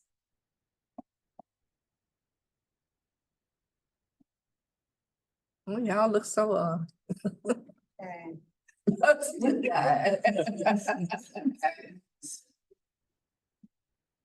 no one? Well, I'm just gonna throw in when you were saying we arrived early, we also used that opportunity to work on our rejects. Yeah. Because once you start rolling, you just really don't have time to be doing it. So it's good to try to get a jump on that first thing. And always check to make sure your Wi-Fi is up and running. Yes. What I usually do at this location, other than the rejects, as Joanne has stated, people call you all times of the night. And so their light is lit up like a Christmas tree. And I will call some of those people back because when it's busy, you hardly ever get a chance to even answer the phone.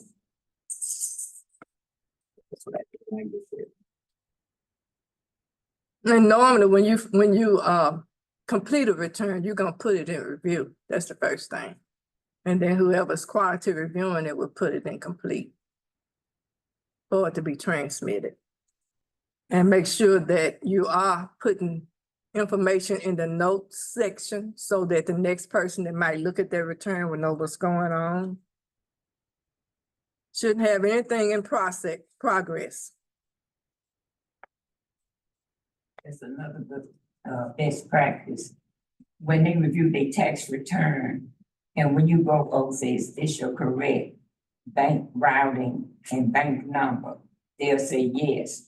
So what we had started doing, have them initial their actual tax return. So if they come back and say it went into the wrong bank account, but this is your initial, you said this is your bank account. So, you know, that's a good practice. So they can't say, no, I didn't say that. I didn't give you that. But that's their initial bank.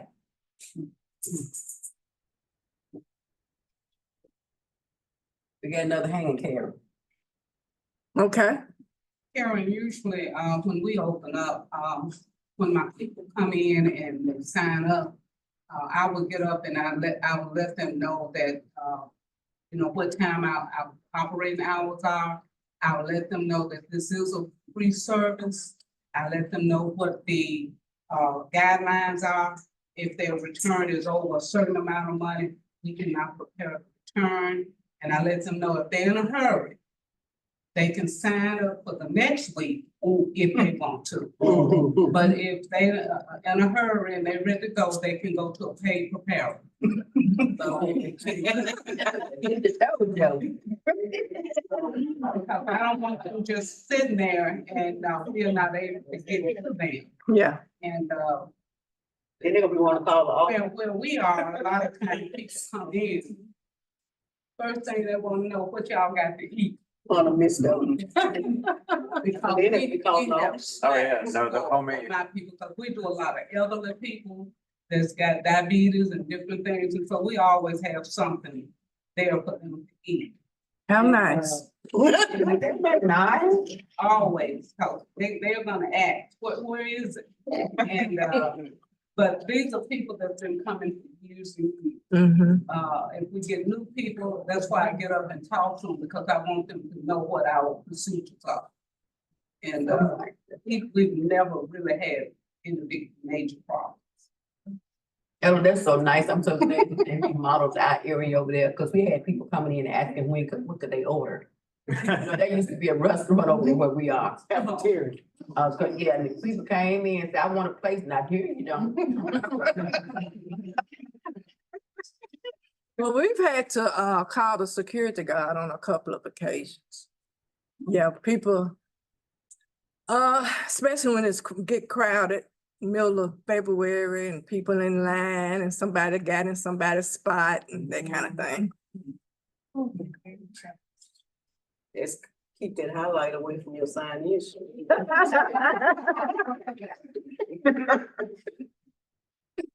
No other best, okay.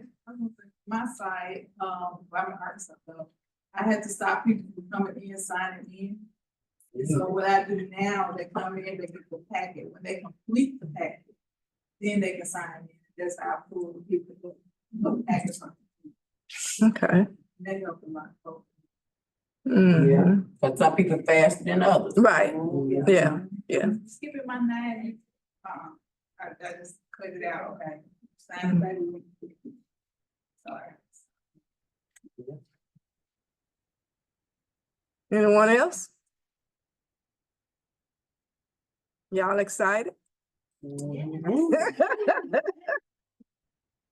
you tell?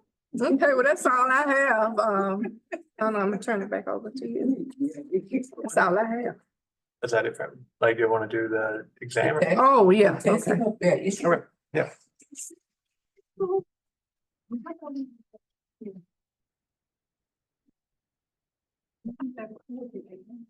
I don't know what I did. We just do the site coordinator.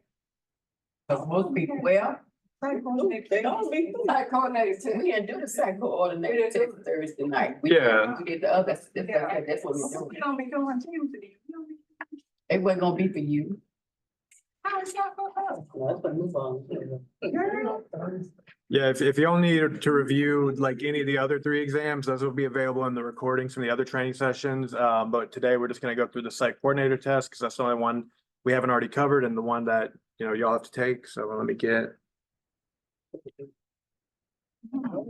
What's the test retest publication? Do y'all remember the number? The what? The 6744. Yeah. So, thank you.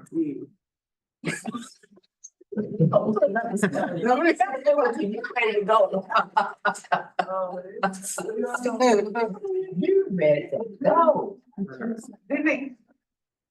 How we doing something? Just go ahead and offer you, you're not dealing with it. It did say that, but, okay, Hunter gonna tell y'all. Oh. What am I saying? They asking about two. They asked about Tuesday, and I told them that was for the people, I said, we gonna do. Tuesday, my only concern about Tuesday is because we got the scheduled speaker from the advocate service that was gonna come. Do that and that'd be over, right? Yeah, Tuesday, I'm expecting Tuesday to be really, really short, but because we're expecting to have a guest speaker, I'm still gonna host it. So, you know, And I they'll encourage go y'all. first. After you introduce, they'll be up first, you are Matt, after that, yeah. What be from? And if they have any more questions over the weekend. Oh, yeah, we could sit and do it like a Q&A after, but I'm not expecting it to take the full 3 hours. We've covered most of what we need to right here. We're definitely not gonna need one Thursday. So that third one, you can go ahead and, yeah.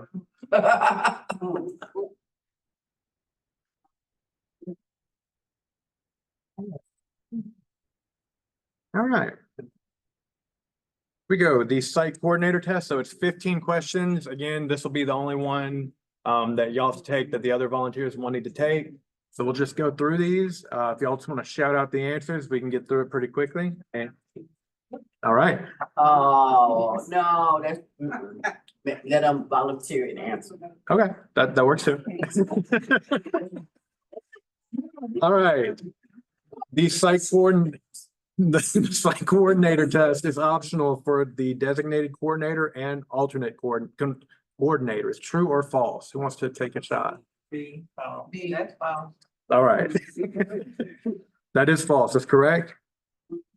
Which IRS publication includes the roles and responsibilities of the site coordinator?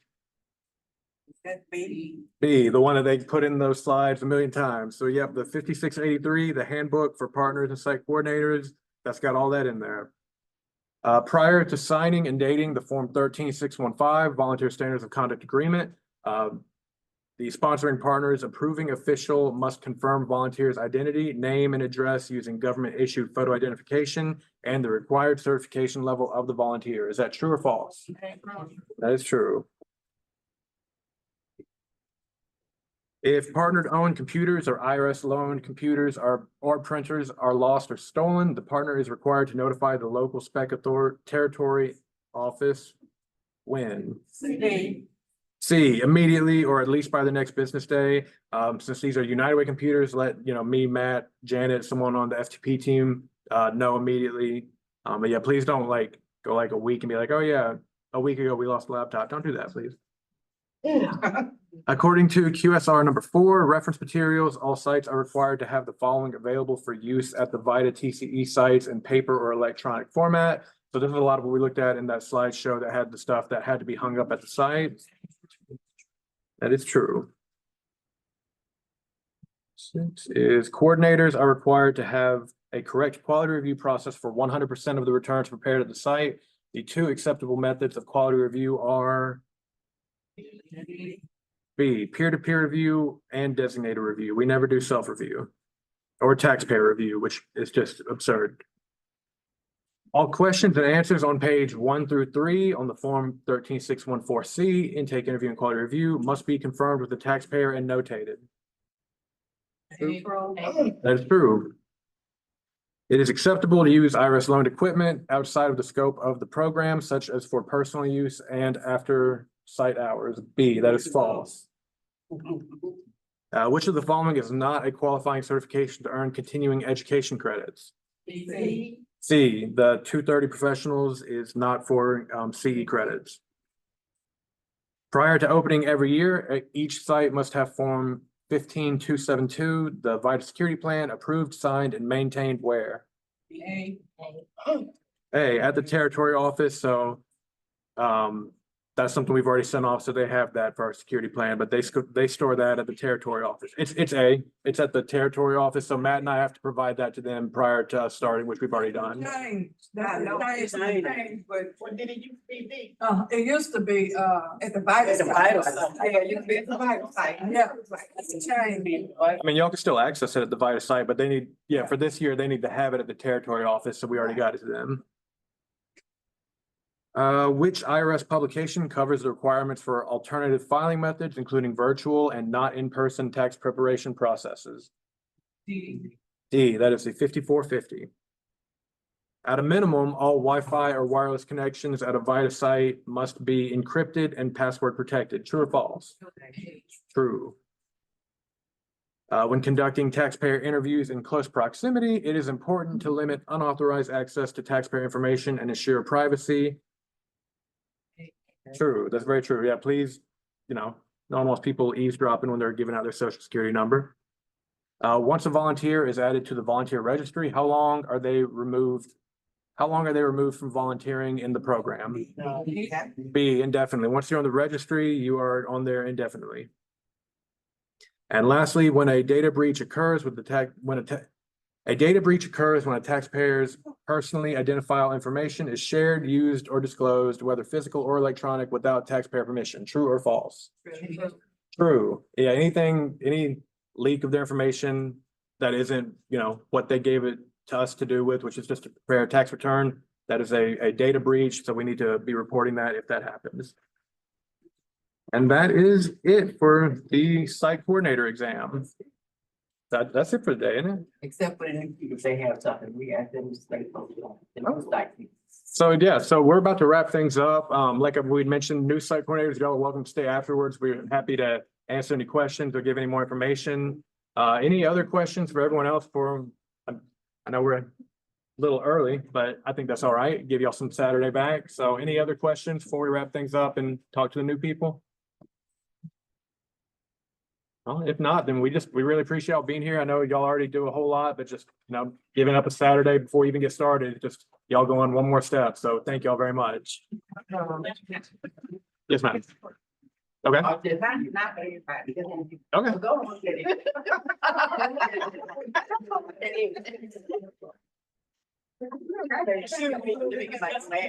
That's for me. I left my glasses. Oh, right. Thank you. Hang on, let me pause the recording real quick.